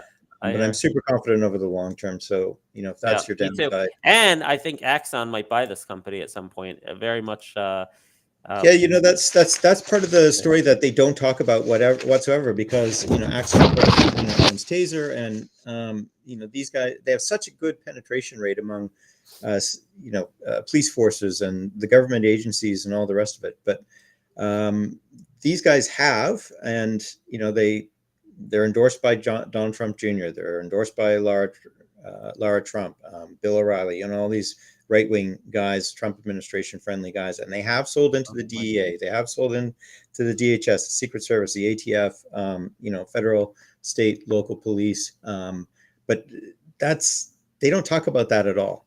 So to me, that's all upside. Yeah, and I will add, one large order out of that. Yeah, and I will add, so people don't get the wrong idea, even though they do have all these conservative spokespeople promoting for them, I think this is a product that people on the other side of the political spectrum would, potentially be interested in, because it's non-lethal. It's a non-lethal gun, right? It's a non-lethal self-defense. So folks who don't believe in guns and all that kind of stuff, this is a product they could, be interested in potentially. So it's not something that would appeal only to, half of America. So that's another point for it, I think. The last Just to round out the picture, the thing that's driving the numbers, in addition to the compact launch in the second half of 2025, is the rollout on retail. They're doing store in store at Sportsman's Warehouse, and the conversion rates are way higher than they're seeing on the Someone's DTC. asking who's that Axon? This used to be Taser back in the day. I think it was ticker symbol TASR. Those yellow tasers that the cops use, and then they launched their evidence.com with their body cameras, and it turned into something much bigger than just the tasers. They changed their name to Axon, and you can see this has been one of the biggest winners in the market. Look at this, Axon, $20 to $7.15.